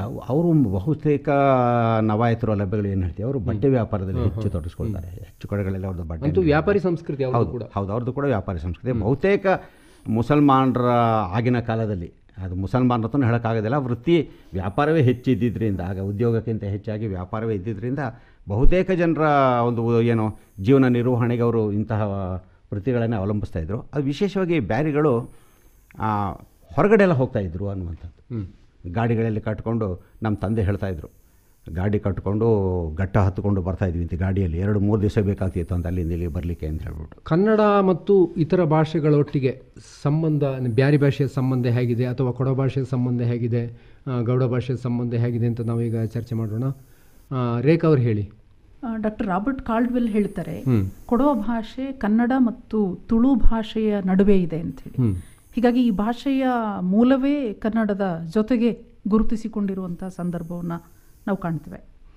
ಹಾಗೇ ಮೂಲ ಕನ್ನಡದ ಅಂದರೆ ಹಳಗನ್ನಡದ ಭಾಷಾ ರೀತಿಯಾದಂತಹ ಪಕಾರ ಉಳಿಕೆ ಇರ್ಬೋದು ಅಥವಾ ಚಕಾರದ ಉಳಿಕೆ ಇರ್ಬೋದು, ಇದೆಲ್ಲವೂ ಕೂಡ ಚಕಾರ ಸಕಾರ ಆಗುವ, ಪಕಾರ ಹಕಾರ ಆಗುವ ಇಂತಹ ಬದಲಾವಣೆಗಳು ಮೂಲದ ಹಳಗನ್ನಡದಲ್ಲಿ ಹೇಗೆ ಇವೆಯೋ പക്ഷെ ಅದನ್ನೇ ನಾವು ಇವತ್ತು ಕೊಡವ ಭಾಷೆಯಲ್ಲಿ ಕಾಣ್ತೇವೆ. ಪಕಾರ ಹಕಾರದ ಒಂದು ಉದಾಹರಣೆಯನ್ನು ತಗೊಂಡು ಸುಮಾರು 11ನೇ ಶತಮಾನದವರೆಗೂ ನಾವು ಹೌದು, ಪಾಲ್ ಇರ್ಬೋದು ಅಥವಾ ಪೂ ಇರ್ಬೋದು ಅಥವಾ ಪಂದಿ ಇರ್ಬೋದು, ಪಣ್ಣು ಇರ್ಬೋದು, ಈ ಎಲ್ಲವೂ ಕೂಡ ಅದು ಹಳಗನ್ನಡದ ಭಾಷಾ ಸೊಗಡನ್ನ ಇವತ್ತಿಗೂ ಕೂಡ ಬದಲಾಗದೆ ಉಳಿಸಿಕೊಂಡಿದೆ, ಬದಲಾಯಿಸದೇ ಬೇರೆ ಭಾಷೆಯಲ್ಲೂ ಕೂಡ ಇದೆ ಹಾಗೆ. ಹೌದು, ಹಕಾರದ ಬೇರೆ ಭಾಷೆಯಲ್ಲಿ ಯಾವ ಯಾವ ಶಬ್ದ, ಹಾಲನ್ನ ಪಾಲು ಅಂತ ಹೇಳ್ತೀವಿ ನಾವು, ಹಾಗೇನೆ ಏನು ಹಕ್ಕಿ, ಪಕ್ಕಿ ಪಕ್ಕಿ. ಆಗ ಪಕಾರ ಬ್ಯಾರಿ ಭಾಷೆಯಲ್ಲಿ ಕೂಡ ಅದೇ ರೀತಿ ಉಳ್ಕೊಂಡಿದೆ. ಹೌದು, ಹೀಗೆ ಭಾಷಿಕ ನೆಲೆಯಿಂದನೇ ಕನ್ನಡದ ಜೊತೆಗೆ ಸಂಪರ್ಕವನ್ನು ಹೊಂದಿರುವಂಥ ಕೊಡವ ಭಾಷೆ. പക്ഷെ ನಾವು ಇಲ್ಲಿಯ ಜಾನಪದ ಹಿನ್ನೆಲೆಯನ್ನು ಗಮನಿಸಿದಾಗ ಬಹುಶಃ ಅದಕ್ಕೆ ಬೇರೆ ಬೇರೆ ಮೂಲಗಳು ಅಥವಾ ಅದರದ್ದೇ ಆದಂಥ ಒಂದು ಸೊಗಡು ಇರ್ಬೋದು. ಯಾಕೆಂದರೆ ಅದು ಕೊಡವದ ಬಾಳೋ ಪಾಠ ಇರ್ಬೋದು ಅಥವಾ ಅಲ್ಲಿಯ ಅಂದೋಳತ ಪಾಠ ಇರ್ಬೋದು, ಇದೆಲ್ಲವೂ ಕೂಡ ಕೊಡವಕ್ಕೆ ವಿಶೇಷ ಆದಂಥದ್ದು. ಯಾಕೆಂದರೆ ಅಲ್ಲಿ ನಾವು ಕಥನ ಗೀತೆಗಳು ಅಂತ ಏನು ಹೇಳ್ತೇವೆ ಅವುಗಳನ್ನೆಲ್ಲ ಇಲ್ಲಿ ಪಾಠ ಅನ್ನುವ ರೀತಿಯಲ್ಲಿ ನಾವು ಕೊಡವದಲ್ಲಿ ಗುರುತಿಸ್ತೇವೆ. ಆದರೆ ಬಹಳ ಹೌದು, ನೀವು ಕೇಳುವ ಕನ್ನಡ ಮತ್ತು ಕೊಡವದ ಹೆಚ್ಚು ಸಾಮ್ಯತೆಯನ್ನು ನಾವು ಕಾಣುವಂಥದ್ದು ಆಧುನಿಕ ಸಾಹಿತ್ಯ ಸಂದರ್ಭಕ್ಕೆ ಬಂದಾಗ. ಈಗಾಗಲೇ 19ನೇ ಶತಮಾನದ ಆರಂಭದ ಕಾಲಘಟ್ಟದಿಂದಲೇ ಬಹಳಷ್ಟು ಜನ ಪಾಶ್ಚಾತ್ಯ ವಿದ್ವಾಂಸರು ಇಲ್ಲಿಯ ಕೊಡವ ಸಾಹಿತ್ಯವನ್ನು ಮತ್ತು ಕನ್ನಡ ಕೊಡವ ಅನುವಾದಗಳನ್ನು, ಇಂಗ್ಲೀಷ್ ಕನ್ನಡ ಕೊಡವ ಈ 3 ರೂಪಾಂತರಗಳನ್ನು ಅನುವಾದಗಳನ್ನು ಮಾಡಿ ಸಂಗ್ರಹ ಮಾಡಿ ಪ್ರಕಟ ಮಾಡಿದ್ದಾರೆ. പക്ഷെ ಅದು ಅನಂತರದಲ್ಲಿ ಇಲ್ಲಿಯ ದೇಶೀಯ ವಿದ್ವಾಂಸರು ಬ್ರಿಟಿಷ್ ಆಳ್ವಿಕೆಯ ಪರಿಣಾಮದಿಂದಿರ್ಬೋದು ಅಥವಾ ಇಂಗ್ಲೀಷ್ ಶಿಕ್ಷಣದ ಪ್ರಭಾವದಿಂದಿರ್ಬೋದು ಕನ್ನಡದ ಜೊತೆಗೆ, ಕನ್ನಡ ಮತ್ತು ಇಂಗ್ಲೀಷ್ನ ಜೊತೆಗೆ ಅತ್ಯಂತ ಹೆಚ್ಚು ಸಂಪರ್ಕವನ್ನು ಮತ್ತು ಪ್ರಭಾವವನ್ನು ಒಳಗು ಮಾಡಿಕೊಂಡಿರೋದನ್ನು ನಾವು ಕಾಣ್ತೇವೆ. ಬಹುಶಃ ಕನ್ನಡವನ್ನು ಮತ್ತು ಅರೆಭಾಷೆಯನ್ನು ನಾವು ಸಂಬಂಧಗಳ ಬಗ್ಗೆ ಮಾತಾಡಲೇಬೇಕಾಗಿಲ್ಲ. ಯಾಕೆಂತಂದರೆ ಅದಕ್ಕೂ ಕನ್ನಡಕ್ಕೂ ಅದು ಅರೆಭಾಷೆ ಅಂತ ಒಂದಷ್ಟು ಶಬ್ದಗಳನ್ನ ಸುಲಭೀಕರಣ ಮಾಡಿ ಉಚ್ಚಾರಣೆ ಮಾಡುವಂಥದ್ದು, ಸುಲಭೀಕರಣ ಸಂಕ್ಷಿಪ್ತಗೊಳಿಸುವಂಥದ್ದು. ಈ ಉದಾಹರಣೆ ನಾನು ಹೋಗುತ್ತೇನೆ ಎಂಬ 6 ಅಕ್ಷರ ಇರ್ತಕ್ಕಂಥದ್ದು ನಾ ಹೋನೆ 3 ಅಕ್ಷರದಿಂದ ಅದನ್ನು ಮುಗಿಸ್ಬಿಡ್ಬೋದು. ಹಾಗಾಗಿ ಹೆಚ್ಚೇಳುವುದನ್ನು ಕಡಿಮೆ ಅವಧಿಯಲ್ಲಿ, ಹೆಚ್ಚು ಬರೆಯುವುದನ್ನು ಕಡಿಮೆ ಅವಧಿಯಲ್ಲಿ ಬರೆದು ಬಿಡಬಹುದು. ಶೀಘ್ರ ಲಿಪಿ ಅಂತ ಕೂಡ ಹೇಳ್ಬೋದು. ಕೆಲವರು ಮೊನ್ನೆ ಮಾತಾಡ್ತಿದ್ದಾಗ ಹೇಳಿದ್ರು, ನಿಮ್ಮ ಭಾಷೆ SMS ಭಾಷೆಯ ಅಂತೇಳಿ. ಆ ರೀತಿ ಹೌದು, ಯಾಕೆಂದ್ರೆ ಒಂದು ಪುಟವನ್ನ ಅರ್ಧ ಪುಟ ಗಳಿಸಬಹುದು. ಯಾವುದೇ ಭಾಷೆ ಆದ್ರೂ ಕೂಡ ಅದರ ಒಂದು ಸುಲಭೀಕರಣಕ್ಕೆ ಜಾಸ್ತಿ ಜನ ಒಪ್ಪಿಕೊಳ್ತಾರಂತೆ, ಬೇಗ ಕಲಿತಾರಂತೆ. ಹೌದು, ಬಹುಶಃ ಆ ದೃಷ್ಟಿಯಲ್ಲಿ ನೋಡ್ತಾ ಹೋದ್ರೆ ಕನ್ನಡಕ್ಕೂ ಅರೆ ಭಾಷೆಗೂ ಹತ್ತಿರದ ಸಂಬಂಧ ಇದೆ. ಹೌದು, ಮತ್ತು ಕನ್ನಡ ಮತ್ತು ಅರೆ ಭಾಷೆಗೆ ಮಾತ್ರ ಅಲ್ಲ, ಇನ್ನಿತರ ಕೆಲವು ಭಾಷೆ, ಈಗ ಕೊಡವ ಭಾಷೆಯಲ್ಲಿ ಬಳಸ್ತಕ್ಕಂಥ ಕೈ, ಕಾಲ್, ಕಣ್ಣು, ಮಣ್ಣು, ನೀರು, ಬಾ, ಇಲ್ಲೆ, ಇದೆಲ್ಲವೂ ಕೂಡ ಅರೆ ಭಾಷೆಯಲ್ಲಿ ಇದೆ. ಹೌದು, ಈಗ ಕೊಡವ ಭಾಷೆಯಲ್ಲಿ ಬಳಸುವಂತ ಒಂದು ಶಬ್ದ ಗುಡ್ಡ ಅಂತ ಹೇಳಿದ್ರೆ ಬಚ್ಚಲು ಮನೆ, ಅದನ್ನು ಅರೆ ಭಾಷೆಯಲ್ಲಿ ಕೂಡ ಯಥಾವತ್ತಾಗಿ ಗುಡ್ಡ ಅಂತ ಹೇಳುವಂಥದ್ದು. ಗುಡ್ಡ ಅಂದ್ರೆ ಇನ್ನೊಂದು ಪದದಲ್ಲಿ ಬೆಟ್ಟ ಅಂತೇಳಿ, ಬೆಟ್ಟಕ್ಕೆ ಚಿಕ್ಕದು ಗುಡ್ಡ, ಆದರೆ ಮನೆಯಲ್ಲಿ ಗುಡ್ಡ ಅಂದ್ರೆ ಬಚ್ಚಲನ್ನ ಗುಡ್ಡ ಅಂತ ಕರೀತಾರೆ. ಈಗ ಕೊಡವದಲ್ಲಿ ಅದನ್ನ ಕುಳಿಗುಡ್ಡ ಅಂತ ಹೇಳ್ತೇವೆ. ಬರೀ ಗುಡ್ಡ ಅಂತ ಹೇಳೋದು, ಕುಳಿಗುಡ್ಡ ಅಂತ ಹೇಳಿದ್ರೆ ಸ್ನಾನ ಮಾಡುವ ಬಚ್ಚಲು ಅಂತ. ಹಾಗೆ ಹೇಳಬೇಕಾದ್ರೆ ಬಹುಶಃ ಗುಡ್ಡ ಅಂತ ಹೇಳಿದ್ರೆ ಸಾಕಾಗ್ಬೋದೇನೋ. ಈಗ ಪ್ರಧಾನ ಸಂಸ್ಕೃತಿ ಅಧೀನ ಸಂಸ್ಕೃತಿ ಮೇಲೆ ಸವಾರಿ ಮಾಡ್ತದೆ ಅಂತ ಒಂದು ಮಾತಿದೆ. ಹಾಗೆ ಪ್ರಧಾನ ಭಾಷೆಯೊಂದು ಅಧೀನ ಭಾಷೆಯ ಮೇಲೆ ಸವಾರಿ ಮಾಡ್ತದೆ ಅಂತ ನಿಮ್ಗೆ ಅನಿಸ್ತದ ಸಂಶೋಧನೆ? ಸವಾರಿ ಮಾಡುತ್ತೆ ಅಂತ ನನಗೆ ಅನಿಸೋದಿಲ್ಲ, ಆದರೆ ಪ್ರಭಾವ ಬೀರುತ್ತೆ. ಪ್ರಧಾನ ಭಾಷೆ ತನ್ನ ಅಧೀನದಲ್ಲಿರುವಂತಹ ಭಾಷೆಗಳ ಮೇಲೆ ಗಾಢವಾದ ಪ್ರಭಾವ ಬೀರುತ್ತೆ ಮತ್ತು ಸಹಜ ಕೂಡ ಅದು. ಯಾಕೆಂದರೆ ಆ ಭಾಷೆ ಬೆಳಿಬೇಕಾದ್ರೆ ಅದರ ತನ್ನ ಏನು ಮೂಲ ಭಾಷೆ ಇದೆ ಅದರಿಂದ ಪದ ಸಂಪತ್ತನ್ನು ತಗೊಳ್ಳೇಬೇಕಾಗುತ್ತೆ. ಮತ್ತು ಆ ಒಂದು ಏನು ಆ ಸಾಮೀಪ್ಯ, ಆ ಒಂದು ಅನುಬಂಧ ಇಲ್ಲದೆ ಇದ್ದರೆ ಈ ಭಾಷೆ ಕೂಡ ಉಳಿಲಿಕ್ಕೆ ಕಷ್ಟ ಆಗುತ್ತೆ ಅನ್ನುವಂಥದ್ದು. ಈಗ ಬೇರೆ ಭಾಷೆ ಉದಾಹರಣೆ ತಗೊಳ್ಳೋದಾದರೆ ನಾವು ಬ್ಯಾರಿ ಭಾಷೆಯಲ್ಲಿ ಇತ್ತೀಚಿನ ದಿನಗಳಲ್ಲಿ ರೇಖಾ ಅವರು ಹೇಳಿದ್ದನ್ನೇ ನಾನು ಸಮರ್ಥಿಸ್ತಾ, ಇತ್ತೀಚಿನ ದಿನಗಳಲ್ಲಿ ಕನ್ನಡದ ಪದಗಳು ಎಷ್ಟು ಸೇರ್ಕೊಳ್ತವೆ ಅಂದರೆ ನಮಗೆ ಬ್ಯಾರಿ ಭಾಷೆಯ ಮೂಲ ಪದಗಳೇ ನಮಗೆ ಸಿಗ್ತಾಯಿಲ್ಲ. ಚಿಕ್ಕ ಉದಾಹರಣೆ ಹೇಳಬೇಕು ಅಂದರೆ, ನಾನು ಇದನ್ನು ಉಪಯೋಗಿಸ್ತೀನಿ ಅಂತ ಹೇಳ್ತೀವಲ್ಲ, ನಾನು ಇದರ ಉಪಯೋಗ ಆ ಕಡೆ ಅಂತ ಹೇಳ್ತೀವಿ. ಆ ಉಪಯೋಗ ಅನ್ನೋದಕ್ಕೆ ಬೇರೆ ಪದ ಏನಿದೆ ಅನ್ನೋದು ನಮಗೆ ಮರ್ತೋಗಿದೆ. ಇಲ್ಲ ಅಂತಲ್ಲ, ಇರ್ಬೋದು, ಬಟ್ ಈಗ ಅದು ಬಳಕೆಯಲ್ಲಿ ಈಗ ಕೊಡವದಲ್ಲಿ ಹಾಗೆ ನೋಡಿದರೆ ಭಾಷೆ ಎನ್ನುವ ಪದ ಇದೆ ಅಲ್ವಾ, ಅದಕ್ಕೆ ಮೂಲದಲ್ಲಿ ಪಾಜೆ ಅಂತ ಬಳಸ್ತಾರೆ. ಆದರೆ ಈಗ ಕೊಡವದಲ್ಲಿ ಎಷ್ಟು ಜನರಿಗೆ ಪಾಜೆ ಅಂದರೆ ಭಾಷೆ ಅಂತ ಗೊತ್ತೇ ಇಲ್ಲ. ಯಾಕೆಂದ್ರೆ ಕೊಡವ ಭಾಷೆ ಅಂತಲೇ ನಾವು ಬಳಸ್ತೇವೆ. ಸೌಖ್ಯ ಅಂತ ಹೇಳೋದಕ್ಕೆ ಚೌಕಿಯ, ಪಾಕ್ಯ ಹೀಗೆಲ್ಲ ಇತ್ತು ಕೊಡವ ಶಬ್ದಗಳು. ಈಗ ಸಾಮಾಜಿಕ ಅದು ಸ್ಥಿತ್ಯಂತರ ಅಂತ ಹೇಳ್ಬೋದು. ಬಹುಶಃ ನಾವು ಒಂದು ಸ್ಥಿತ್ಯಂತರದಲ್ಲಿ ಭಾಷೆ ತನ್ನ ಸೊಗಡನ್ನು ಯಾವ ರೀತಿ ಉಳಿಸ್ಕೊಳ್ತದೆ ಮತ್ತೆ ಕ್ರಮೇಣ ಅದಕ್ಕೆ ಜಾಯಮಾನಕ್ಕೆ ಒಗ್ಗಿಕೊಳ್ತಾ ಹೋಗ್ತದೆ. ಇತರ ಭಾಷೆಗಳಿಗೆ ಕೂಡ ಅದು ಅನ್ವಯಿಸ್ತದೆ ಅಂತ ಅಂದ್ಕೊಂಡಿದ್ದೇನೆ. ಹೌದು, ನೀವೇ ಒಂದು ಮಾತು ಕೇಳಿದ್ರಿ, ಅನ್ಯ ಭಾಷೆ ಪ್ರಭಾವ ಇದೆಯಾ ಅಂತ ಹೇಳಿ. ಖಂಡಿತವಾಗಿ ಈಗ ಮೊಬೈಲ್ ಬಂದ ಈ ಕಾಲದಲ್ಲಿ ಅನ್ಯ ಭಾಷೆಯ ಪ್ರಭಾವ ಇದೆ. ಮನೆಯಲ್ಲಿ ಮಾತನಾಡುವುದೇ ಕಡಿಮೆ ಆಗಿದೆ. ಏನಿದ್ರೂ ಈಗ ಮೊಬೈಲ್ನಲ್ಲಿ SMS ಕಳಿಸೋ ಮೂಲಕವಾಗಿ ಆಂಗ್ಲ ಭಾಷೆಯಲ್ಲಿ ಅದನ್ನು ಸಂಕ್ಷಿಪ್ತಗೊಳಿಸಿ ಕಳಿಸುವಂಥದ್ದು. ಮಾತು ಕಡಿಮೆ ಆಗಿದೆ, ವ್ಯವಹಾರ ಹೆಚ್ಚಾಗಿದೆ. ಮೊಬೈಲ್ ಯುಗದಲ್ಲಿ ಏನಾಗಿದೆ ಅಂತಂದ್ರೆ ಓದುವವರ ಸಂಖ್ಯೆ ಕಡಿಮೆ ಆಗಿದೆ.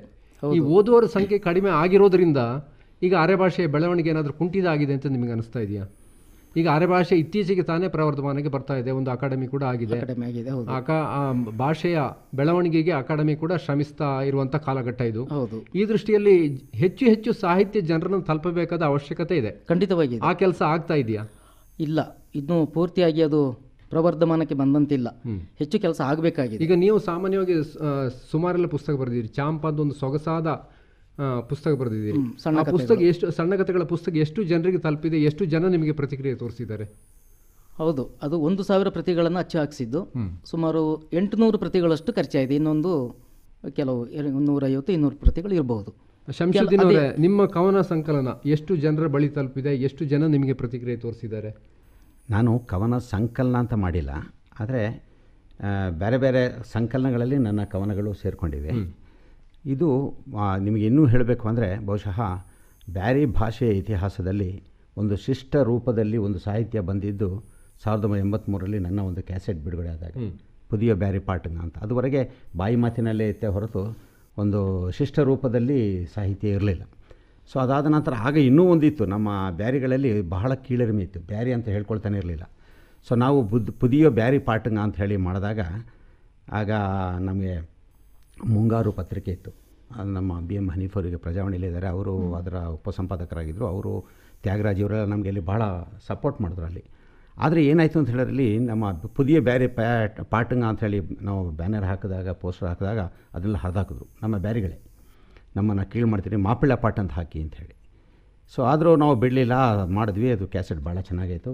ಅದಾದ ನಂತರ ಬೆಂಗಳೂರಿನಲ್ಲಿರುವಂಥ ಬ್ಯಾರಿಗಳೆಲ್ಲ ಸೇರಿ ಬ್ಯಾರಿ ವೆಲ್ಫೇರ್ ಅಸೋಸಿಯೇಷನ್ ಅಂತ ಮಾಡಿದ್ರು.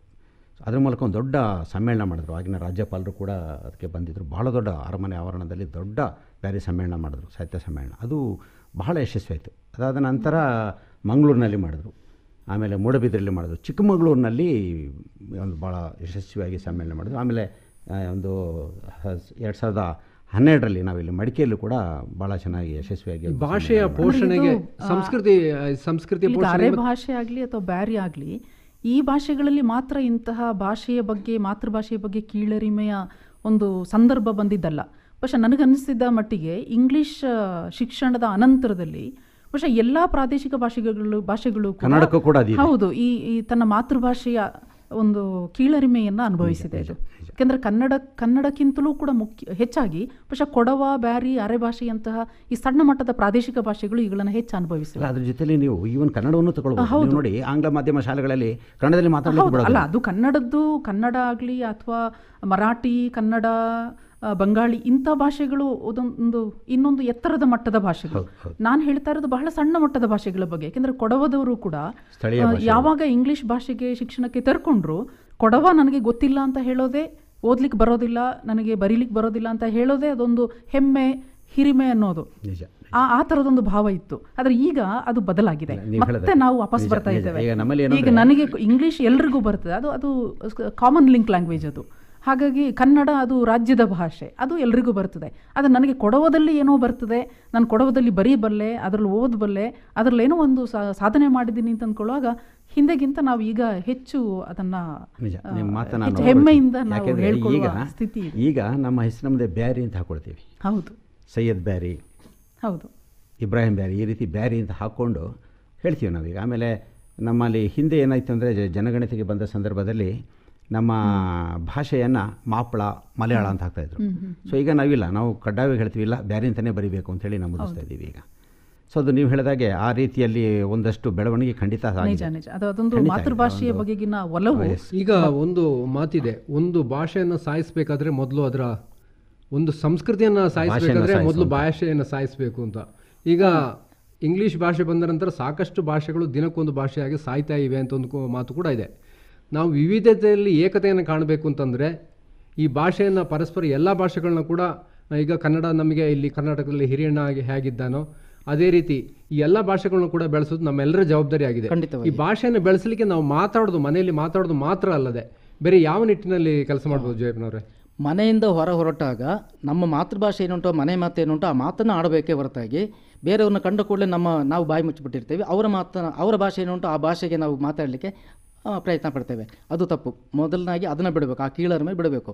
ಈ ಕೀಳರಿಮೆ ಯಾಕೆ ಬಂತು ಅಂದರೆ, ಯಾವ ಭಾಷೆಯನ್ನು ಮಾತಾಡ್ತಾನೋ ಅದರ ಮೂಲಕ ಅವನು ಇಂಥ ವರ್ಗದವ ಅಂತ ಜನ ಗುರುತು ಮಾಡಿಬಿಡ್ತಾರೆ ಅನ್ನೋಂಥ ಭಯ, ಕೀಳರಿಮೆ, ಅದನ್ನು ಮೊದಲು ಬಿಡಬೇಕು.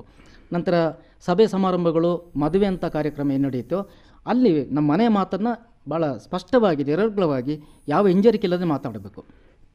ಕೆಲವು ಸಲ ಏನಾಗ್ತದೆ ಅಂತ ಹೇಳಿದ್ರೆ, ಇಂಗ್ಲೀಷ್ ಮೀಡಿಯಮಲ್ಲಿ ಓದಿದ ಮಕ್ಕಳು ಅಡುಗೆ ರೂಮಲ್ಲಿ ಕೂಡ ಇಂಗ್ಲೀಷನ್ನೇ ಉಪಯೋಗ ಮಾಡ್ತಾರೆ. ಒಂದು ಭಾಷೆ ಸತ್ತರೆ ಅಲ್ಲಿದ್ದು ಎಷ್ಟೋ ಪದಗಳು ಆ ಭಾಷೆಯನ್ನು ಕೊಲೆ ಮಾಡುವಾಗ ಆ ಸಂಸ್ಕೃತಿಗೆ ಸಂಬಂಧಪಟ್ಟ ಎಷ್ಟೋ ಪದಗಳು ಸತ್ಯ ಹೋಗ್ತವೆ. ಖಂಡಿತವಾಗಿ. ಹಾಗಾಗಿ ಮನೆಯವರು ಕೂಡ ಜವಾಬ್ದಾರಿ ತಗೊಳ್ಬೇಕು ಅಂತ ನಿಮ್ಗೆ ಅನಿಸ್ತದೆ? ಖಂಡಿತವಾಗಿ ಮನೆಯವರು ಜವಾಬ್ದಾರಿ ತಗೊಳ್ಳೇಬೇಕು. ಅಡುಗೆ ಮನೆಯಿಂದ ಭಾಷೆ ಆರಂಭ ಆಗುವುದು ಅಲ್ಲಿಂದ. ಯಾಕೆಂದರೆ ಊಟ ಎಲ್ಲಿಂದ ಪ್ರಾರಂಭ ಆಗುತ್ತೋ ಅಲ್ಲೇ ಭಾಷೆಯು ಕೂಡ ಪ್ರಾರಂಭ ಆಗುತ್ತೆ. ಆಗ ಮನೆಯಲ್ಲಿ ಅಡುಗೆ ಮನೆಯ ಪರಿಕರ ಏನುಂಟು ಅದೆಲ್ಲವನ್ನೂ ಕೂಡ ಮಾತೃಭಾಷೆ, ತಾಯಿ ಭಾಷೆ ಏನುಂಟು ಅದಲ್ಲೇ ಹೇಳಬೇಕು. ಅದು ಬಿಟ್ಟು ನಾವು ಅನ್ಯ ಭಾಷೆಯಿಂದ ಹೇಳ್ತಾ ಹೋದರೆ ತಾಯಿ ಭಾಷೆಯಲ್ಲಿ ಅದಕ್ಕೆ ಏನು ಹೇಳಬೇಕು ಅಂತ ಮರ್ತೇ ಹೋಗುತ್ತೆ ಮಕ್ಕಳು. ಖಂಡಿತವಾಗಿ ಅದನ್ನು ಈಗ ಮಾತೃಭಾಷೆಯಲ್ಲಿ ಶಿಕ್ಷಣ ಕೊಡಬೇಕು ಅಂತ ಹೇಳೋ ಒಂದು ಚಳವಳಿ ಕೂಡ ಇದೆ. ಮಾತೃಭಾಷೆಯಲ್ಲಿ ಶಿಕ್ಷಣ ಕೊಟ್ಟರೆ ಹೆಚ್ಚು ಅದನ್ನ ಕಲಿಕೆಗೆ ಕೂಡ ಅನುಕೂಲ ಆಗ್ತದೆ ಅಂತ ಹೇಳುವಂಥ ಒಂದು ಮಾತಿದೆ. ಜೊತೆಗೆ ನಮ್ಮ ಪ್ರಾದೇಶಿಕ ಭಾಷೆಗಳು, ಆ ಪ್ರಾದೇಶಿಕ ಭಾಷೆಗಳನ್ನ ಕೂಡ ನಂತರದ ಸ್ಥಾನದಲ್ಲಿ ಕಲಿಬೇಕಾಗ್ತದೆ. ಆ ನಂತರ ಅನ್ನ ಕೊಡುವ ಭಾಷೆ ಯಾವುದಿದೆ ಅದಕ್ಕೆ ಕೂಡ ಮಾನ್ಯತೆ ಕೊಡಬೇಕಾಗುತ್ತೆ. ಹೌದು, ಯಾಕೆಂದರೆ ಭಾಷೆ ಕಲೀಲಿಕ್ಕೆ ಅದಕ್ಕೆ ವಯಸ್ಸಿನ ಮಿತಿ ಇಲ್ಲ. ಈ ಪ್ರಾರಂಭದಲ್ಲಿ ಮಗು ಕಲಿಬೇಕಾದ್ದು ತಾಯಿ ಭಾಷೆಯ ಮೂಲಕವಾಗಿ ಅಭ್ಯಾಸ ಮಾಡಿದ್ದಲ್ಲಿ ಭಾಳ ಸುಲಭವಾಗಿ ಅದು ಅರ್ಥ ಮಾಡ್ಕೊಂಡ್ಬಿಡುತ್ತೆ. ಅದು ಬಿಟ್ಟು ನಾವು ಮನೆಯೊಳಗೆ ಒಂದು ಹೊರಗಡೆ ಒಂದು ಅಂತಾದರೆ ಮನೆಯೊಳಗೂ ಕೂಡ ಸರಿ ಹೇಳ್ಕೊಡೋದಿಲ್ಲ, ಹೊರಗಡೆ ಏನು ಕಲಿಸಿದ್ದಾರೆ ಅಂತೇಳಿ ಆ ಮಗು ಭಾಳ ಕಷ್ಟಕ್ಕೆ ಈಡಾಗುತ್ತೆ. ಅದು ಈಗ ಒಂದು ಭಾಷೆಯನ್ನು ಬೆಳೆಸುವ ನಿಟ್ಟಿನಲ್ಲಿ ಈಗ ಸಾಕಷ್ಟು ಮಾಧ್ಯಮಗಳಿದ್ದಾವೆ, ಆಕಾಶವಾಣಿ ಅಂತ ಮಾಧ್ಯಮಗಳಿದ್ದಾವೆ, ಅಥವಾ ಬರಹದ ಮೂಲಕ ಪತ್ರಿಕೆಗಳಿದ್ದಾವೆ. ಈ ಎಲ್ಲ ಈ ಬ್ಯಾರಿ ಭಾಷೆ ಇರ್ಬೋದು, ಅರೆ ಭಾಷೆ ಇರ್ಬೋದು, ಅಥವಾ ಕೊಡವ ಭಾಷೆ ಇರ್ಬೋದು. ರೇಖಾ ಅವರೇ ಹೇಳಿ, ಈಗ ಎಷ್ಟರ ಮಟ್ಟಿಗೆ ಪೂರಕವಾಗಿ ವಾತಾವರಣ ನಿರ್ಮಾಣ ಆಗಿದೆ ಭಾಷೆಯ ಬೆಳವಣಿಗೆಗೆ? ಈಗಾಗಲೇ ನಾವು ಸರ್ಕಾರದ ಮಟ್ಟದಲ್ಲಿ ತಗೊಂಡ್ರೂ ಕೂಡ ಭಾಷೆ, ಸಾಹಿತ್ಯ, ಸಂಸ್ಕೃತಿಯ ಬೆಳವಣಿಗೆಗೆ ಸಾಕಷ್ಟು ಯೋಜನೆಗಳನ್ನು ಸರ್ಕಾರ ಹಾಕ್ಕೊಂಡಿದೆ. ಸಂಘ ಸಂಸ್ಥೆಗಳು ಪ್ರತ್ಯೇಕವಾಗಿ ಅವುಗಳು ಹಾಕ್ಕೊಳ್ತಾ ಇವೆ. ಆದರೆ ಈ ಎಲ್ಲಕ್ಕಿಂತ ಅತ್ಯಂತ ಮುಖ್ಯ ಆಗೋದು ನಮಗೆ ನಾವು ವೈಯಕ್ತಿಕವಾಗಿ ಆ ಭಾಷೆ, ನಮ್ಮ ಭಾಷೆಯ ಬಗ್ಗೆ, ಸಂಸ್ಕೃತಿಯ ಬಗ್ಗೆ ಅಭಿಮಾನವನ್ನು ಹೊಂದ್ಕೋಬೇಕು ಅನ್ನೋದು. പക്ഷേ ಈಗೇನಾಗಿದೆ, ನಮಗೆ ನಮ್ಮ ಮಾತುಗಳಲ್ಲಿ ನಾವು ಹೇಳೋದು ಸುಲಭ, ನಮ್ಮ ಮಾತೃಭಾಷೆಯಲ್ಲಿ ಎಲ್ಲವೂ ಇರಬೇಕು, ನಮಗೆ ಅಭಿಮಾನ ಬೇಕು, ಅದನ್ನು ನಾವು ಜಾರಿಗೊಳಿಸಬೇಕು. ಆದರೆ ಇವತ್ತು ನಮಗೆ ಈ ಎಲ್ಲ ಅಭಿಮಾನ, ಸಂಸ್ಕೃತಿ ಈ ಎಲ್ಲಕ್ಕಿಂತ ಮುಖ್ಯ ಆಗ್ತಾ ಇರೋದು ವೃತ್ತಿ, ಉದ್ಯೋಗ. പക്ഷേ ಇವತ್ತಿನ ಶಿಕ್ಷಣ ವ್ಯವಸ್ಥೆಯೂ ಕೂಡ ಅದನ್ನೇ ಮಾಡ್ತಾ ಇದೆ. ಏಕೆಂದರೆ ಇವತ್ತು ನಮಗೆ ನಾವು ಸುಶಿಕ್ಷಿತರಾಗೋದಕ್ಕಿಂತ ಪದವೀಧರರಾಗ್ತಾ ಇದ್ದೇವೆ ಅಂತ ಒಂದು ಮಾತಿದೆ. ಹಾಗೆಯೇ ಈ ಎಲ್ಲ ವಿಚಾರಗಳ ಹಿನ್ನೆಲೆಯಲ್ಲಿ ನಮಗೆ ಅಭಿಮಾನ ಮೊದಲು ಮೂಡಬೇಕು. പക്ഷേ ಅಭಿಮಾನ ಮೂಡಿದರೆ ಆ ನಂತರದಲ್ಲಿ ಈ ಎಲ್ಲ ಯೋಜನೆಗಳನ್ನು ನಾವು ಹಾಕ್ಕೊಂಡು ಭಾಷೆಯನ್ನು ಬೆಳೆಸಲಿಕ್ಕೆ, ಉಳಿಸಲಿಕ್ಕೆ ಅಥವಾ ನಮ್ಮ ಮಕ್ಕಳು ಅನ್ನದ ಬಟ್ಟಲು ತುಂಬಲಿ ಅಂತ ಹೇಳುವ ಒಂದು ಉದ್ದೇಶದಿಂದ ನಾವು ಇವತ್ತು ಅವರಿಗೆ ಶಿಕ್ಷಣವನ್ನು ಕೊಡ್ತಾ ಇದ್ದೇವೆ ಅಂತ ನಿಮ್ಮ ಮಾತಿನ ಆಂತರ್ಯ. ಹೌದು ಹೌದು. ಅಲ್ಲ, ಅದೇ ಇಡೀ ಇವತ್ತಿನ ಟ್ರೆಂಡ್ ಹೇಗಿದೆ ಅಂತಂದರೆ, ನಮ್ಮ ಮಕ್ಕಳು ಉದ್ಯೋಗವನ್ನು ಪಡ್ಕೊಳ್ಬೇಕಾಗಿದೆ.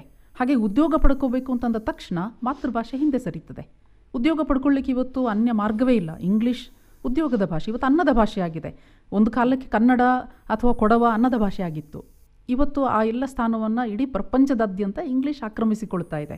ಇನ್ನೊಂದು ವಿಚಾರದಲ್ಲಿ ನಾವು ಯೋಚನೆ ಮಾಡೋದಾದ್ರೆ, ಒಂದು ಜನಾಂಗಕ್ಕೆ ಕೂಡ ಸೀಮಿತವಾದಂಥ ಒಂದು ಭಾಷೆ ಇರಬಾರ್ದು, ನಿಂತ ನೀರಾಗಬಾರ್ದು ಅಂತ ಹೇಳುವಂಥ ಒಂದು ಮಾತಿದೆ. ಶಂಶುದ್ದೀನ್ ಅವರೇ, ಅಲ್ಲ, ಈಗ ತಾವು ಹೇಳಿದಾಗೆ ಬಹುಶಃ ಬ್ಯಾರಿ ಭಾಷೆ ಒಂದು ಜನಾಂಗಕ್ಕೆ ಸೀಮಿತವಾದ ಭಾಷೆ. ಬೇರೆ ಯಾವ ಭಾಷೆ ಕೂಡ ಅಲ್ಲ. ನೀವು ಕೊಂಕಣಿ ತಗೊಳ್ಳಿ, ಅರೆ ಭಾಷೆ ಅಥವಾ ಯಾವುದೇ ತಗೊಳ್ಳಿ, ಅರೆ ಭಾಷೆ ಬಹುಶಃ ಗೌಡ ಜನಾಂಗಕ್ಕೆ ಸೀಮಿತನವ. ಮಾತೃಭಾಷೆಯಾಗಿ ಗೌಡ ಜನ ಮಾತಾಡ್ತಾರೆ ಅಲ್ವಾ? ಆದರೆ ವ್ಯವಹಾರಕ್ಕೆ ಉಳಿದ ಜನಾಂಗವು ಕೂಡ ಅದನ್ನು ಮಾತಾಡ್ತಾರೆ. ಬಳಸ್ತಾರೆ. ಹೌದು ಅಲ್ವಾ? ಸೊ ಈಗ ಒಂದು ಜನಾಂಗಕ್ಕೆ ಸೀಮಿತವಾಗಿ ಅದು ಯಾಕೆ ಉಳೀತು ಅನ್ನುವಂಥದ್ದು ಬಹುಶಃ ಆ ಭಾಷೆಯ, ಈ ಉದಾಹರಣೆಗೆ ನಾನು ಹೇಳ್ತೀನಿ, ಬ್ಯಾರಿ ಭಾಷೆ ಏನಿದೆ, ಬ್ಯಾರಿ ಭಾಷೆಯವರಿಗೆ ಹೊರಗಡೆ ಮಾತಾಡಬೇಕಾದ್ರೆ ತುಳು ಭಾಷೆ ಇದೆ. ಹಾಗಾಗಿ ಬ್ಯಾರಿ ಭಾಷೆಯನ್ನು ಇನ್ನೊಬ್ಬರಿಗೆ ಕಲಿಸುವ ಅನಿವಾರ್ಯತೆ ಅವರಿಗಿಲ್ಲ. ಆಮೇಲೆ ಇನ್ನೂ ಹೆಚ್ಚು ಹೊರಗಡೆ ಹೋದರು ಅಂದರೆ ಕನ್ನಡ ಇದೆ. ಹಾಗಾಗಿ ಬಹುಶಃ ತಮ್ಮೊಳಗೆ ಮಾತಾಡಲಿಕ್ಕೆ ಮಾತ್ರ ಭಾಷೆಯನ್ನು ಸೀಮಿತಗೊಳಿಸಿದ್ದರಿಂದ ಅದೊಂದು ಜನಾಂಗೀಯ ಭಾಷೆಯಾಗಿ ಉಳೀತು ಅಂತ ನನ್ನ ಅರ್ಥೈಸಿಕೊಳ್ಳಬೇಕು. ಅದು ಹೀಗೆ ಆಗಿರ್ಬೋದು ಅಂಥೇಳಿ ನಾನು ಊಹೆ ಮಾಡ್ಕೊಳ್ತೇನೆ. ಕೊಡವ ಭಾಷೆಯ ಮಟ್ಟಿಗೆ ನೋಡೋದಾದ್ರೆ ಅದಕ್ಕಿಂತ ಹೊಸ್ತಿಲು ದಾಟಿ ಹೋಗಿದೆ ಅಂತ ಅನಿಸ್ತದೆ ನನಗೆ. ಯಾಕೆಂತಂದ್ರೆ ಹೆಚ್ಚು ಜನ ಅದನ್ನು ಮಾತಾಡ್ತಾರೆ, ಮತ್ತೆ ವ್ಯಾವಹಾರಿಕವಾಗಿ ಕೂಡ ಹೆಚ್ಚು ಜನ ಬಳಸ್ತಾರೆ, ಮಾತನಾಡ್ತಾರೆ. ಆದರೆ ನೀವೀಗ ಅದನ್ನ ಬ್ಯಾರಿ ಭಾಷೆಯ ಜೊತೆಗೆ ಅಥವಾ ತುಳು ಭಾಷೆಯ ಜೊತೆಗೆ ಅಥವಾ ಕನ್ನಡವನ್ನೇ ಮಾತೃಭಾಷೆಯಾಗಿ ಹೊಂದಿರುವ ಜನರ ಜೊತೆಗೆ ಹೋಲಿಸಿಕೊಂಡಾಗ ಬಹುಶಃ ನನ್ನ ಅಭಿಪ್ರಾಯ ತಪ್ಪಿರ್ಬೋದೋ ಏನೋ ಗೊತ್ತಿಲ್ಲ, ಕೊಡವ ಭಾಷೆಯನ್ನು ಮಾತೃಭಾಷೆಯಾಗಿ ಮಾತಾಡುವವರಿಗೆ ಅದ್ರ ಬಗ್ಗೆ ಅಭಿಮಾನ ಸ್ವಲ್ಪ ಕಡಿಮೆ ಇದೆ. ಏಕೆಂದರೆ ಹೆಚ್ಚು ವಿದ್ಯಾವಂತ ಸಮುದಾಯಗಳು ಬರುವ ಯಾವುದೇ ಕೊಡವ ಸಮುದಾಯಗಳು ಅಥವಾ ಕೊಡವ ಮಾತೃಭಾಷಿಕರು ತಮ್ಮ ಭಾಷೆಯ ಬಗ್ಗೆ ಕೀಳರಿಮೆಗಿಂತ ಜಾಸ್ತಿ ಆಸೆ ಇರ್ತದೆ, ಪ್ರೀತಿ ಇರುತ್ತದೆ, ನಿರ್ಲಕ್ಷ್ಯ ಇದೆ. ನೀವು ಹೇಳಿದಾಗೆ ಇಂಗ್ಲೀಷನ್ನೇ ಮಾತನಾಡ್ತಾರೆ. ಲಿಂಕ್ ಲ್ಯಾಂಗ್ವೇಜ್ ಅಂತ ನಾವು ಹೇಳ್ತೇವಲ್ವಾ, ಆ ಲಿಂಕ್ ಲ್ಯಾಂಗ್ವೇಜ್ ಆಗಿ ಅವರು ಇಬ್ಬರು ಕೊಡವ ಮಾತೃಭಾಷಿಕರೇ ಸೇರಿದ್ರು ಕೂಡ ಇಂಗ್ಲೀಷನ್ನೇ ಅವರು ಮಧ್ಯದಲ್ಲಿ ಮಾತನಾಡ್ತಾರೆ. ಅರೆ ಭಾಷೆಗೆ ಎರಡಕ್ಕೂ ಕೂಡ ಒಂದು ಇತಿಮಿತಿಗಳಿದ್ದಾವೆ ಅಂತ ನಿಮ್ಮ ಇಬ್ಬರಿ ಮಾತಿಂದ ನನಗೆ ಅರ್ಥ ಆಯ್ತು. ಯಾಕೆಂತಂದ್ರೆ ಒಂದು ಜನಾಂಗ ಮಾತ್ರ ಈ ಭಾಷೆಯನ್ನು ಮಾತಾಡುವಂಥದ್ದು. ವ್ಯಾವಹಾರಿಕವಾಗಿ ಎಷ್ಟು ಅಗತ್ಯ ಇದೆಯೋ ಅಷ್ಟನ್ನು ಮಾತ್ರ ಉಳಿದವರು ಮಾತನಾಡ್ತಾರೆ. ಮತ್ತೆ ಅನ್ಯ ಭಾಷಿಕರು ಈ ಭಾಷೆಯನ್ನು ಅಷ್ಟಾಗಿ ತಗೊಳ್ಳೋದಿಲ್ಲ. ಈಗ ರೇಖಾ ಅವರು ಹೇಳಿದ ಹಾಗೆ ಅನ್ನದ ಭಾಷೆ ಅನ್ನುವಂಥದ್ದು ಇನ್ನೊಂದಿದೆ ಅಂತ ಹೇಳಿ, ಈ ಅನ್ನ ಅನ್ನುವಂಥದ್ದು ಈಗ ಪೂರ್ತಿ ಹೊರಗಡೆ ನಗರದ ಜೀವನವನ್ನೇ ಇದು ಅನುಸರಿಸಿ ಈಗ ಮಾತಾಡುವಂಥದ್ದು ನಾವು ಗಮನಿಸಿದ್ದೇವೆ. ನಮ್ಮ ಊರಲ್ಲಿ ಎಷ್ಟೊಂದು ಜಮೀನಿದೆ, ಕೃಷಿ ಬಗ್ಗೆ ನಾವು ಯಾಕೆ ಒಲವು ತೋರಿ ನಾವು ಕೃಷಿಗೆ ಹಿಂದಿರುಗಬಾರ್ದು? ಆ ಕೃಷಿ ವಲಯಕ್ಕೆ ಬರಬೇಕು ಅಂತಾದರೆ ನಮಗೆ ಅನ್ಯ ಭಾಷೆ ಏನು ಬೇಕಾಗಿಲ್ಲಲ್ಲ. ಹಾಗಾಗಿ ಇದಕ್ಕೂ ಕೂಡ ನಾವು ಒತ್ತು ಕೊಡಬೇಕಾಗಿದೆ. ಉದ್ಯೋಗ ನಮಗೆ ಬೇಕಾದಷ್ಟು ನಮ್ಮ ಅಂಗಳದಲ್ಲೇ ಇದೆ, ಮನೆ ಹಿತ್ತಲಲ್ಲೇ ಇದೆ. ಹೌದು, ಆಂಗ್ಲ ಮಾಧ್ಯಮದಲ್ಲಿ ಓದಿದ ಒಬ್ಬ ವಿದ್ಯಾರ್ಥಿಗೆ ಗುದ್ದಲಿ ಅಂತ ಹೇಳಿದ್ರೆ ಏನಂತ ಗೊತ್ತಿರೋದಿಲ್ಲ, ಕತ್ತಿ ಅಂತ ಹೇಳಿದ್ರೆ ಏನಂತ ಗೊತ್ತಿರೋದಿಲ್ಲ, ಆ ಉಪಕರಣಗಳ ಹೆಸರು ಗೊತ್ತಿರೋದಿಲ್ಲ. ಹೌದು, ಹಾಗಾಗಿ ನೀವು ಹೇಳಿದ್ದು ಒಳ್ಳೆ ಮಾತದು ಅಲ್ಲ. ಅದರ ಜೊತೆಯಲ್ಲಿ ಇನ್ನೂ ಒಂದಿದೆ, ಈಗ ನನಗೆ ಅರ್ಥ ಆಗೋದಿಲ್ಲ, ಇಂಗ್ಲೀಷ್ ಉದ್ಯೋಗ ಭಾಷೆ ಅಂತ ಹೇಳಿ. ಇಂಗ್ಲೀಷ್ ಇಲ್ಲದಿದ್ದರೆ ಉದ್ಯೋಗ ಸಿಗೋದಿಲ್ವೇ? ಹಾಗಾದರೆ ನಮ್ಮ ಕರ್ನಾಟಕದಲ್ಲಿ ಕನ್ನಡ ಆಡಳಿತ ಭಾಷೆ ಅಲ್ವಾ? ಆಗ ಕರ್ನಾಟಕದ ಸರ್ಕಾರದಲ್ಲಿ ಕರ್ನಾಟಕಕ್ಕೆ ಸಂಬಂಧಪಟ್ಟಂತಹ ಕೆಲಸ ಉದ್ಯೋಗಗಳಿಗೆ ನಮಗೆ ಇಂಗ್ಲೀಷ್ ಬೇಕೇ ಬೇಕು ಅಂತ ಇದೆಯಾ? ಇಂಗ್ಲೀಷ್ ಬೇಡ ಅಂತ ಹೇಳ್ತಾ ಇಲ್ಲ, ಆದರೆ ಇಂಗ್ಲೀಷ್ ಕಲ್ತರೆ ಮಾತ್ರ ಉದ್ಯೋಗ ಅನ್ನುವಂತಹ ಮನೋಭಾವ ನಮ್ಮಲ್ಲಿ ಯಾಕೆ ಬರ್ತಾ ಇದೆ ಅನ್ನೋದೇ ನನಗೆ ಅರ್ಥ ಆಗ್ತದೆ. ಇಲ್ಲ ಸಂಶೋಧನೆಯವರೇ, ಈಗ ಏನಾಗ್ತಾ ಇದೆ ಅದನ್ನು ನಾವು ಆ ರೀತಿ ಬಿಂಬಿಸ್ತಾ ಇದ್ದೇವೆ ಈಗ. ನಿಜ, ಅದು ಸತ್ಯ. ನಿಜವಾಗ್ಲೂ ಕೂಡ ಇಂಗ್ಲಿಷ್ ಇಲ್ಲದೆಯೇ ಬದುಕಬಹುದು. ಯಾಕಂದ್ರೆ ಕನ್ನಡದಲ್ಲಿ ಬದುಕನ್ನು ಕಟ್ಕೊಳ್ಳಿಕ್ಕೆ ಇಂಗ್ಲಿಷ್ಗಿಂತ ಹೆಚ್ಚಿನ ಅವಕಾಶಗಳಿದೆ. ಒಬ್ಬ ಕನ್ನಡದ ಉಪನ್ಯಾಸಕಿಯಾಗಿ ನಾನು ಹೇಳ್ತಾ ಇದ್ದೀನಿ. ಆದರೆ ಇವತ್ತೇನಾಗ್ತಾ ಇದೆ, ನಾವೊಂದು ಕೇಂದ್ರದಿಂದ ಒಂದು ಪ್ರಾಜೆಕ್ಟ್ ತಗೊಳ್ತಾ ಇದ್ದೇವೆ. ಉದಾಹರಣೆಗೆ ನಾವು UGC ಪ್ರಾಜೆಕ್ಟ್ಗಳನ್ನು ತಗೊಳ್ತೇವೆ, ಅಥವಾ ಇಂಟರ್ನೆಟ್ಟಲ್ಲಿ ಒಂದು ಯಾವುದೋ ಒಂದು ಮಾಹಿತಿಯನ್ನು ಚೆಕ್ ಮಾಡ್ತೇವೆ. ಆಗ ಕನ್ನಡದ ಬಗೆಗಿನ ಮಾಹಿತಿಗಳನ್ನು ಕೂಡ ನಾವು ಇಂಗ್ಲೀಷ್ನಲ್ಲೇ ವ್ಯವಹರಿಸಬೇಕಾಗ್ತದೆ. ಈಗ ಕನ್ನಡದ ಬಗ್ಗೆ ಅಥವಾ ಇಲ್ಲಿಯ ಕೊಡಗಿನ ಬಗ್ಗೆ ನಾನು ಅಂಡಮಾನ್ಸಿಗೆ ಹೋಗಿ ಒಂದು ಪೇಪರ್ ಪ್ರೆಸೆಂಟ್ ಮಾಡಿದ್ದೆ, ಒಂದು ಸೆಮಿನಾರ್ನಲ್ಲಿ ಭಾಗವಹಿಸಿದ್ದೆ, ಅಥವಾ ದೆಹಲಿನಲ್ಲಿ ಕಳೆದ 2 ತಿಂಗಳ ಹಿಂದೆ ಒಂದು ಸೆಮಿನಾರ್ನಲ್ಲಿ ಭಾಗವಹಿಸಿದ್ದೆ. ಅದನ್ನು ಕೂಡ ನಾನು ಅಲ್ಲಿಯ ಜನರಿಗೆ ಅರ್ಥ ಆಗಬೇಕು ಅಂತಂದರೆ ಇಂಗ್ಲೀಷ್ನಲ್ಲೇ ಹೇಳಬೇಕಾಗ್ತದೆ.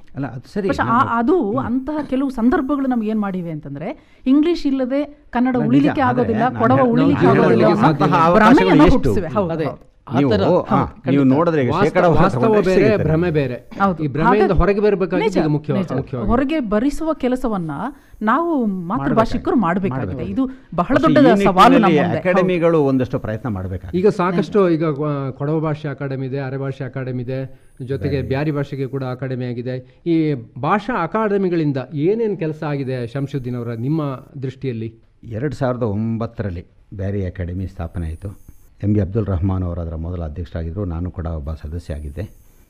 ನಿಜವಾಗ್ಲೂ ಹೇಳೋದಾದರೆ ಭಾಳ ಒಂದು ಒಳ್ಳೆಯ ಒಂದು ತಂಡ ಇತ್ತು. ಅಲ್ಲಿ ಭಾಳ ಕ್ರಿಯಾಶೀಲವಾಗಿ ಕೆಲಸ ಮಾಡ್ತು. 3 ವರ್ಷಗಳ ಅವಧಿಯಲ್ಲಿ ಸಾಕಷ್ಟು ಕೆಲಸ ಮಾಡಿದೆ, ತುಂಬ ಕೆಲಸಗಳು ಮಾಡಿದೆ. ಒಂದು ಬ್ಯಾರಿ ಭಾಷೆಯ ಸಂಸ್ಕೃತಿಯನ್ನು ಪರಿಚಯಿಸುವಂತಹ ಪುಸ್ತಕಗಳನ್ನು ಹೊರತರುವಂಥದ್ದಿರ್ಬೋದು, ಅಥವಾ ಬ್ಯಾರಿಗಳು ಬರೆದಂತಹ ಬ್ಯಾರಿ ಭಾಷೆಯ ಪುಸ್ತಕಗಳನ್ನು ಹೊರಗೆ ತಂದುವಂಥದ್ದಿರ್ಬೋದು, ಅಥವಾ ಬ್ಯಾರಿ ಸಂಸ್ಕೃತಿಯನ್ನು ಬಿಂಬಿಸುವಂತಹ ಕಾರ್ಯಕ್ರಮಗಳನ್ನು ಹಮ್ಮಿಕೊಂಡಿರುವಂಥದ್ದಿರ್ಬೋದು. ಬೇರೆ ಬೇರೆ ಕಡೆಗಳಲ್ಲಿ ಎಲ್ಲಿ ಬ್ಯಾರಿಗಳಿದ್ದಾರೋ, ಉದಾಹರಣೆಗೆ ಬಾಂಬೆ ಬೊಂಬೈಯಲ್ಲೂ ಕೂಡ ಅಕಾಡೆಮಿಯಿಂದ ಕಾರ್ಯಕ್ರಮ ಆಯಿತು ಅಲ್ಲಿ. ಆಮೇಲೆ ಮೈಸೂರು, ಮಡಿಕೇರಿ, ಚಿಕ್ಕಮಗಳೂರು, ಬೇರೆ ಬೇರೆ ಜಿಲ್ಲೆಗಳಲ್ಲಿ ಈ ಕಾರ್ಯಕ್ರಮಗಳಿಂದ ಒಂದಷ್ಟು ಜಾಗೃತಿ ಆಗಿದೆ ಅಂತ ನೀವು ಖಂಡಿತ ಖಂಡಿತ ಖಂಡಿತ. ಆಮೇಲೆ ಬರಹಗಾರರು ತುಂಬ ಬಂದಿದ್ದಾರೆ, ವಿಶೇಷವಾಗಿ ಮಹಿಳೆಯರಿಗೆ ಒಂದು ದೊಡ್ಡ ಶಕ್ತಿ ಕೊಟ್ಟಿದೆ. ಬಹಳಷ್ಟು ಮಹಿಳಾ ಬರಹಗಾರ್ತಿಯರು ಹೊರಗೆ ಬರಲಿಕ್ಕೆ ಅವಕಾಶ ಆಗಿದೆ. ಒಂದು ಮಹಿಳಾ ಸಮಾವೇಶ ಮಂಗಳೂರಲ್ಲೇ ಆಯಿತು. ಆ ಸಮಾವೇಶದಲ್ಲಿ ಭಾಗವಹಿಸಿದಂತಹ ಹೆಣ್ಣು ಮಕ್ಕಳ ಮಾತುಗಳನ್ನು ಕೇಳಿ ನನಗೆ ಭಾಳ ಖುಷಿ ಆಯಿತು.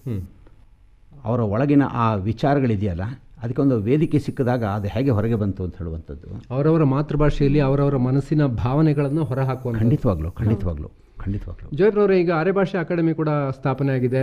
ಅಕಾಡೆಮಿಗಳಿಂದ ಭಾಷೆಯ ಜಾಗೃತಿಗೆ ಅಥವಾ ಬೆಳವಣಿಗೆಗೆ ಪೂರಕ ವಾತಾವರಣ ಇದೆ ಅಂತ ನಿಮಗೆ ಅನಿಸ್ತಾ? ಖಂಡಿತವಾಗಿದೆ, ಬೇಕಾದಷ್ಟು ಅವಕಾಶ ಇದೆ. ಯಾಕೆಂದರೆ ಪ್ರತಿಭಾವಂತರು ಬೇಕಾದಷ್ಟು ಇದ್ದಾರೆ. ಈಗ ಮುಟ್ಟುವ ತಟ್ಟುವ ಕೆಲಸ ಅಕಾಡೆಮಿ ಮಾಡಬೇಕು. ಖಂಡಿತವಾಗಿ ಕೂಡ ಒಂದು ಮುಂದಿನ ಪೀಳಿಗೆಗೆ ಒಂದು ದಾಖಲೆಯಾಗಿ ಇಡುವಂಥ ಕೆಲಸವನ್ನು ಅಕಾಡೆಮಿ ಮಾಡಲಿಕ್ಕೆ ಸಾಧ್ಯತೆ ಉಂಟು. ಹಳ್ಳಿಗೆ ನುಗ್ಗಬೇಕು, ಹಳ್ಳಿ ಹಿರಿಯರನ್ನು ಮಾತಾಡಿಸ್ಬೇಕು. ನಿಮ್ಮ ಜೋಳಿಗೆ ಸಂಕಲನದಲ್ಲಿ ನಾವು ಕೂಡ ರೇಡಿಯೋದಲ್ಲಿ ಗಮನಿಸ್ತೇವೆ, ನೀವು ಸಾಕಷ್ಟು ಆ ಹಳೆಯ ಬದುಕನ್ನು ಪುನಃ ಕಟ್ಟಿಕೊಡ್ಲಿಕ್ಕೆ ಪ್ರಯತ್ನ ಪಡ್ತಾ ಇದ್ದೀರಿ. ಅದೇ ರೀತಿ ಆ ಭಾಷೆಯ ಇನ್ನಷ್ಟು ಕೆಲಸ ಆಗಬೇಕು ಅಂತ ನೀವು ಹೇಳ್ತಾ ಇದ್ದೀರಿ. ಹೌದು. ರೇಖಾ ಅವರೇ ಹೇಳಿ, ಈಗ ಕೊಡವ ಅಕಾಡೆಮಿ ಕೂಡ ಇದೆ ಕೊಡಗಿನಲ್ಲಿ. ಕೊಡವ ಅಕಾಡೆಮಿಯಿಂದ ಎಷ್ಟು ಕೆಲಸ ಆಗಿದೆ, ಇನ್ನು ಏನು ಆಗಬೇಕು ಅಂತ ನಿಮ್ಮ ಅಭಿಪ್ರಾಯ? ಕೊಡವ ಅಕಾಡೆಮಿ ಕೊಡವ ಭಾಷೆ ಸಾಹಿತ್ಯವನ್ನು ಬೆಳೆಸುವ ನಿಟ್ಟಿನಲ್ಲಿ ಸಾಕಷ್ಟು ಕೆಲಸ ಮಾಡಿದೆ ಅಂತಲೇ ನಾನು ಹೇಳ್ತಾ ಇದ್ದೀನಿ. ಯಾಕೆಂದರೆ 95ರಿಂದ ಆರಂಭಿಸಿ പക്ഷೇ ಇಲ್ಲಿವರೆಗೂ ಕೂಡ ನಿರಂತರವಾಗಿ ಅದು ಆಟುಪಾಟು ಪಡಿಪು ಕಾರ್ಯಕ್ರಮಗಳಿರ್ಬೋದು, ಅಂದರೆ ಕೊಡವ ಜಾನಪದ, ಹೌದು, ಜಾನಪದ ಆಟಗಳನ್ನು ಜೊತೆಗೆ ಜನಪದವಾದಂತಹ ಸಂಸ್ಕೃತಿಯನ್ನು ಹೊಸ ತಲೆಮಾರುಗಳಿಗೆ ಪರಿಚಯಿಸೋದಿರ್ಬೋದು, ಅನಂತರ ಸಣ್ಣ ಮಕ್ಕಳಲ್ಲಿ ಭಾಷೆಯ ಬಗ್ಗೆ ಪ್ರೌಢಿಮೆಯನ್ನು ಮೂಡಿಸೋದಿರ್ಬೋದು, ಭಾಷೆಯ ಕಲಿಕೆಗೆ ಪ್ರೇರಕವಾದಂಥ ಬೇರೆ ಬೇರೆ ಕಾರ್ಯಕ್ರಮಗಳನ್ನು ಹಾಕ್ಕೊಳ್ಳೋದಿರ್ಬೋದು, ಪುಸ್ತಕಗಳ ಪ್ರಕಟಣೆ ಇರ್ಬೋದು. പക്ഷേ ಇಂತಹ ಹಲವಾರು ಹೊಸ ಯೋಜನೆಗಳನ್ನು ಹಾಕಿದೆ. ಈಗಾಗಲೇ ನಿಮ್ಗೆ ಗೊತ್ತು, ಮಂಗಳೂರು ವಿಶ್ವವಿದ್ಯಾನಿಲಯ ಕೂಡ ಕೊಡವ ಸರ್ಟಿಫಿಕೇಟ್ ಕೋರ್ಸನ್ನು ಆರಂಭ ಮಾಡ್ತಾ ಇದೆ. ನಾವು ಎಲ್ಲರೂ ಕೂಡ ಅದರಲ್ಲಿ ಕೆಲಸ ಮಾಡ್ತಾ ಇದ್ದೇವೆ. ಹೀಗೆ ಒಂದು ಬಹಳ ದೊಡ್ಡ ಡಿಪ್ಲೊಮಾ ಕೋರ್ಸ್ ಮತ್ತು ಸರ್ಟಿಫಿಕೇಟ್, ಹೌದು, ಬಹಳ ದೊಡ್ಡ ನೆಲೆಯಲ್ಲಿ ದೊಡ್ಡ ಮಟ್ಟದಲ್ಲಿ ಅಕಾಡೆಮಿ ಕೊಡವ ಭಾಷೆ ಸಾಹಿತ್ಯ ಸಂಸ್ಕೃತಿಯ ಉಳಿವಿಕೆ ಮತ್ತು ಅದರ ಮುಂದುವರಿಕೆಗೆ ಹೆಚ್ಚು ಅವಕಾಶಗಳನ್ನು ಮಾಡಿಕೊಡ್ತಾ ಇದೆ.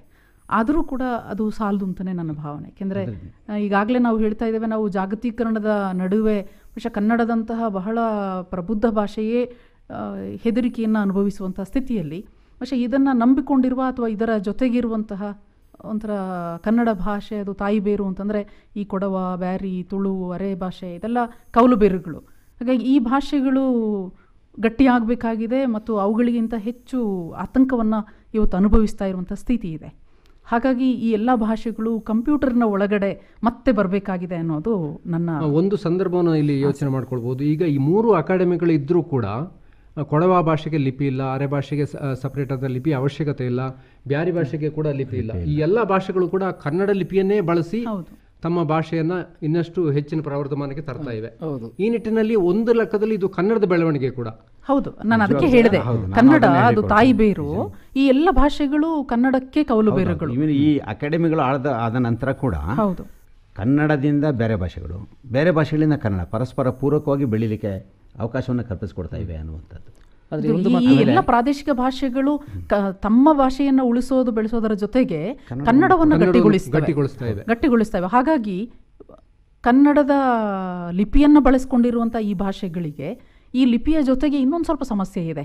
ಏಕೆಂದರೆ ಅವುಗಳ ಶೈಲಿಯ ವೈಶಿಷ್ಟ್ಯ ಇರ್ಬೋದು. ಯಾಕೆಂದರೆ ಎ ಎನ್ನುವುದು ಕನ್ನಡದ ಒಂದು ಅವನು ಅನ್ನೋ ಪದವನ್ನು ಹೇಳಿದರೆ, ಅದು ಕೊಡವದಲ್ಲಿ ಅವ ಹೇಳ್ತೇವೆ. ಆ ಅನ್ನೋದಕ್ಕೆ ಒಂದು ಯಾವ ಅಕ್ಷರವನ್ನು ನಾವು ಬೇರೆ ಭಾಷೆಯಲ್ಲೂ ಅದೇ ವಿಶಿಷ್ಟ, ತುಳುವಿಗೂ ಕೊಡ ಭಾಷೆಯಲ್ಲಿದೆ ನಾ ಅನ್ನುವಂಥ ಕೆಲವು ವಿಶಿಷ್ಟ ಧ್ವನಿಗಳು ಆಗೋದಿಲ್ಲ, ಇಲ್ಲ.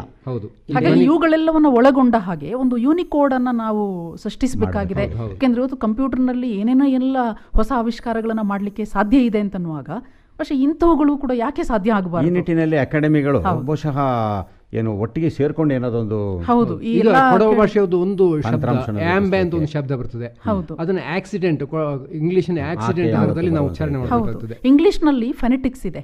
ಆ ಫೆನೆಟಿಕ್ಸ್ ಅನ್ನ ಓದುವಾಗ ಅವರಿಗೆ ಅದನ್ನ ಅದೇ ಆಕ್ಸೆಂಟ್ ಅಲ್ಲಿ ಅಂದ್ರೆ ಶೈಲಿಯಲ್ಲಿ ಓದಲಿಕ್ಕೆ ಸಾಧ್ಯ ಇದೆ. പക്ഷെ ಆ ಒಂದು ಪರಿಣಾಮಕಾರಿಯಾದಂತಹ ಒಂದು ಕೆಲಸ ಈ ಎಲ್ಲ ಭಾಷೆಗಳಲ್ಲಿ ಆದ್ರೆ ಎಲ್ಲ ಭಾಷೆಗಳನ್ನು ಕೂಡ ಬಹಳ ಇನ್ನೂ ಒಂದು ಏನಿದೆ ಅಂತ ಹೇಳಿದ್ರೆ, ಬ್ಯಾರಿ ಭಾಷೆಯಲ್ಲಿ ಮಹಾಪ್ರಾಣ ಇಲ್ಲ. ಹೌದು, ಕೊಡವದಲ್ಲೂ ಮಹಾಪ್ರಾಣಗಳು ಇಲ್ಲ. ಅನ್ನುವಂಥದ್ದು ಬಹುಶಃ ತಮಿಳು ಮೂಲದಲ್ಲಿ ಇಲ್ಲ, ಬಹುಶಃ ಆದ್ರೆ ಕೆಲವು ಪದಗಳನ್ನು ಸ್ವೀಕೃತ ಗೌಡ ಭಾಷೆ ಶಬ್ದಗಳಿಗೆ ಕೂಡ ಮಾತ್ರ ಮಹಾಪ್ರಾಣ ಇದೆ. ಮಹಾಪ್ರಾಣ. ಲಿಪಿ ಬಗ್ಗೆ ಹೇಳಿದಾಗ ಒಂದು ಮಾತಿಲ್ಲಿ ಪ್ರೊಫೆಸರ್ ಕೋಡಿ ಕುಶಾಲಪ್ಪಗೌಡರು ಈ ಅರೆ ಭಾಷೆಯ ಲಿಪಿ ರಚನೆಗೆ ಕೈ ಹಾಕಿದ್ರು. ನಂತರ ಅದು ಸ್ಥಗಿತ ಆಗಿದೆ. ಏಕೆಂದರೆ ಒಂದು ಹೊಸ ಲಿಪಿ ಬಂದ ಕೂಡಲೇ ಅದನ್ನು ಬಳಸುವಂಥದ್ದು, ಹೊಸ ಒಂದು ಭಾಷೆಯನ್ನು ಸೃಷ್ಟಿ ಮಾಡುವಂಥದ್ದು ಇಂದಿನ ಪರಿಸ್ಥಿತಿಯಲ್ಲಿ ತುಂಬ ಕಷ್ಟ ಅಂತ ನಾನು ಖಂಡಿತ ಖಂಡಿತ ಹಾಗೆ ನೋಡಿದ್ರೆ ಭಾಷೆ ಕೂಡ ಬಟ್ಟೆ ಹೇಳ್ತು ಅಂತ ಹೇಳಿ ಇತ್ತು, ತುಂಬಾ ಹಿಂದೆ ಇತ್ತು ಅಂತ ಹೇಳಿ ಉಲ್ಲೇಖ ಇದೆ. ಇಲ್ಲ, ಹಾಗೆ ಕೊಡವ ಭಾಷೆಗೆ 1877 ಡಾಕ್ಟರ್ ಕೊರವಂಡಪ್ಪಯ್ಯನವರು ಒಂದು ಪ್ರತ್ಯೇಕ ಲಿಪಿ ಹಾಕಿ ಕೊಡವ ಸಂಸ್ಕೃತಿಯನ್ನು ಆ ಲಿಪಿಯಲ್ಲಿ ಒಂದು ಪುಸ್ತಕ ಬರೆದ್ರು. ಆ ನಂತರದಲ್ಲಿ ಬಹಳಷ್ಟು ಜನ ಅಂದರೆ ಡಾಕ್ಟರ್ ಐಮಾ ಮುತ್ತಣ್ಣ ಇರ್ಬೋದು, ಇಂಥವರೆಲ್ಲರೂ ಕೂಡ ಲಿಪಿಯ ಪ್ರಯತ್ನ ಮಾಡಿದರು. ಆದರೆ ತಾವೇ 1902 ಇದೆಲ್ಲವನ್ನ ಬಿಟ್ಟು ಕೊಡವರ ಕುಲಾಚಾರಾದಿ ತತ್ವೋಜ್ಜೀವಿನಿ ಅನ್ನುವಂಥ ಒಂದು ಪುಸ್ತಕವನ್ನ ಕೊಡವ ಸಂಸ್ಕೃತಿಯನ್ನ ಸೇರಿದ ಹಾಗೆ ಕನ್ನಡದಲ್ಲಿ ಭಾಷೆ ಇರ್ಬೋದು, ಆ ಭಾಷೆಗಳ ಲಿಪಿಗೆ ನಾವು ಹೆಚ್ಚು ಪ್ರಯತ್ನ ಪಟ್ಟರೆ ಭಾಷೆ ಇನ್ನೂ ಸತ್ತು ಹೋಗ್ತದೆ. ಲಿಪಿ ಏನಿದೆ ನಾವು ಬಳಸ್ಕೊಳ್ಳೋದು. ಹೇಳಿದಾಗೆ ಒಂದು ಯೂನಿಕೋಡ್ ಎಲ್ಲ ಭಾಷೆಗಳಿಗೂ, ಉದಾಹರಣೆಗೆ ನಾ ಅನ್ನುತ್ತ ಅಕ್ಷರ ಬರೋ ರೀತಿಯಲ್ಲಿ ಸೇರಿಸ್ಕೊಂಡು ಒಂದು ಹೆಚ್ಚುವರಿ ಪದಗಳ ಅಕ್ಷರಗಳನ್ನು ಸೇರಿಸ್ಕೊಂಡು ಕಂಪ್ಯೂಟರ್ನ ಒಳಗಡೆ ಈ ಎಲ್ಲ ಸಣ್ಣ ಪುಟ್ಟ ಭಾಷೆಗಳು ಅಥವಾ ನಮ್ಮ ಈ ಪ್ರಾದೇಶಿಕ ಭಾಷೆ ಖಂಡಿತವಾಗ್ಲೂ ಈಗ ಅಗತ್ಯ ಇಲ್ಲ. ಅದರ ಬಗ್ಗೆ ಯೋಚನೆ ಮಾಡೋದೇ ಬೇಡ, ಯಾಕಂದ್ರೆ ನಾವು ಹಿಂದೆ ಹೋಗಲಾರದಷ್ಟು ಮುಂದೆ ಬಂದಿದ್ದೇವೆ. ಒಂದು ಹೂವಿನ ಮಾಲೆಯಲ್ಲಿ ಹೇಗೆ ಬೇರೆ ಬೇರೆ ಸಂಪಿಗೆ ಇರ್ಬೋದು, ಜಾಜಿ ಇರ್ಬೋದು, ಮಲ್ಲಿಗೆ ಇರ್ಬೋದು, ಹೇಗೆ ಬೇರೆ ಬೇರೆ ಪುಷ್ಪಗಳು ಅದಕ್ಕೆ ಪ್ರತ್ಯೇಕ ವಾಸನೆ ಇರ್ತದೆ, ಪ್ರತ್ಯೇಕ ಸೌಂದರ್ಯ ಇರ್ತದೆ, ಅವೆಲ್ಲವೂ ಕೂಡ ಒಂದೇ ತೋಟದಲ್ಲಿ ಇರುವಂತಹ ಒಂದು ಉತ್ತಮ ವಾತಾವರಣ ನಿರ್ಮಾಣ ಆಗಲಿ ಅಂತ ನಾವು ಒಟ್ಟಾರೆ ಇಂದಿನ ಚರ್ಚೆಯಲ್ಲಿ ಮೂಡಿ ಬಂದ ಫಲಶ್ರುತಿ ಅಂತ ನಾನು ಅನ್ಕೊಂಡಿದ್ದೇನೆ. ನಿಜಕ್ಕೂ ಹೇಳೋದಿದ್ರೆ ಕೊಡಗೋದು ಬಹುಭಾಷಾ ಒಂದು ಪರಿಸರ. ನಿಜಕ್ಕೂ ಸಂತೋಷ ಆಗುತ್ತೆ ಒಬ್ಬೊಬ್ಬರು ಒಂದೊಂದು ರೀತಿಯ ಭಾಷೆಯನ್ನು ಆಡುವಾಗ. ಕರ್ನಾಟಕವನ್ನು ಸುತ್ತಿ ನೋಡು ಅಂತ ನೋಡಿ, ಕೊಡಗನ್ನು ಮೊದಲು ನಾನು ಕೊಡಗ, ನೀವು ಪುಟ್ಟ ಕರ್ನಾಟಕ ಅಂದ್ರೆ ನಾನು ಹೇಳ್ತೀನಿ ಪುಟ್ಟ ಭಾರತ. ನೋಡಿ ಯಾವ ಭಾಷೆ ಇಲ್ಲ ಇಲ್ಲಿ. ಈಗ ಗುಜರಾತಿಗಳು ಬಂದಿದ್ದಾರೆ, ಮಾರ್ವಾಡಿಗಳು ಬಂದಿದ್ದಾರೆ, ತಮಿಳು, ತೆಲುಗು, ಮಲಯಾಳಂ ಯಾವುದಿಲ್ಲ. ಕೊಡಗಿನ ಯಾವುದೇ ವ್ಯಕ್ತಿಗೆ 3 ಭಾಷೆ ಅಂತೂ ಗೊತ್ತೇ ಇರ್ತದೆ. 4-5 ಭಾಷೆಗಳು ಜಾಸ್ತಿ. ನೀವು ಯೋಚನೆ ಮಾಡಿಕೊಂಡ್ರೆ ಒಂದು ಎರವ ಭಾಷೆ, ಕುರುಬ ಭಾಷೆ, ಕನ್ನಡ, ಕೊಡವ, ತುಳು ತುಂಬಾ ಜನರಿಗೆ ಗೊತ್ತಿಲ್ಲ. ಅನಂತರ ಇಂಗ್ಲಿಷ್, ಇಲ್ಲಿಗೆ ಮಾಡ್ಕೊಂಡು ಬಂದ್ಬಿಡ್ಬೋದು. ಹೌದು, ಯಾವ ಭಾಷೆ ಕೂಡ ಕೊಡಗಿನವರು ಎಲ್ಲಿ ಹೋದ್ರು ಕೂಡ ಅವರು ಬದುಕ್ತಾರೆ. ಒಟ್ಟಾರೆಯಾಗಿ ಇಂದಿನ ಚರ್ಚೆಯಲ್ಲಿ ಮೂಡಿಬಂದ ಫಲಶ್ರುತಿಯನ್ನು ಬಹುಶಃ ಹೀಗೆ ಅರ್ಥೈಸಬಹುದು ಅಂತ ಅಂದ್ಕೊಂಡಿದ್ದೇನೆ. ಕನ್ನಡವನ್ನು ಪ್ರಧಾನ ಭಾಷೆಯಾಗಿ ಸ್ವೀಕರಿಸುತ್ತಲೇ ಇತರ ಎಲ್ಲ ಭಾಷೆಗಳಿಗೂ ಅವರವರ ಭಾಷೆಯ ಸ್ಥಾನಮಾನ ಮತ್ತು ಜಾಗೃತಿಯನ್ನು ಮೂಡಿಸುವ ನಿಟ್ಟಿನಲ್ಲಿ ಎಲ್ಲರೂ ಕೆಲಸ ಮಾಡಬೇಕು ಅಂತ ನಮ್ಮ ಒಟ್ಟಾರೆ ಆಶಯ ಅಂತ ಅಂದ್ಕೊಂಡಿದ್ದೇನೆ. ಇಷ್ಟು ಹೊತ್ತು ನನ್ನೊಂದಿಗಿದ್ದು ಚರ್ಚೆಯಲ್ಲಿ ಪಾಲ್ಗೊಂಡಿದ್ದಕ್ಕಾಗಿ ಡಾಕ್ಟರ್ ತೀತಿರ ರೇಖಾ ವಸಂತ್ ನಿಮಗೆ ಧನ್ಯವಾದಗಳನ್ನ ಹೇಳ್ತಾ ಇದ್ದೇನೆ. ಹಾಗೆ BR ಜೋಯಪ್ಪನವರೇ ನಿಮಗೂ ಕೂಡ ಧನ್ಯವಾದಗಳನ್ನ ಹೇಳ್ತಾ ಇದ್ದೇನೆ. ಶಂಸುದ್ದೀನ್ ನಿಮಗೂ ಕೂಡ ನಿಲಯದ ಪರವಾಗಿ ಧನ್ಯವಾದಗಳನ್ನ ಹೇಳ್ತೀನಿ. ಧನ್ಯವಾದಗಳು. ಎಲ್ರಿಗೂ ನಮಸ್ಕಾರ. ನಮಸ್ಕಾರ.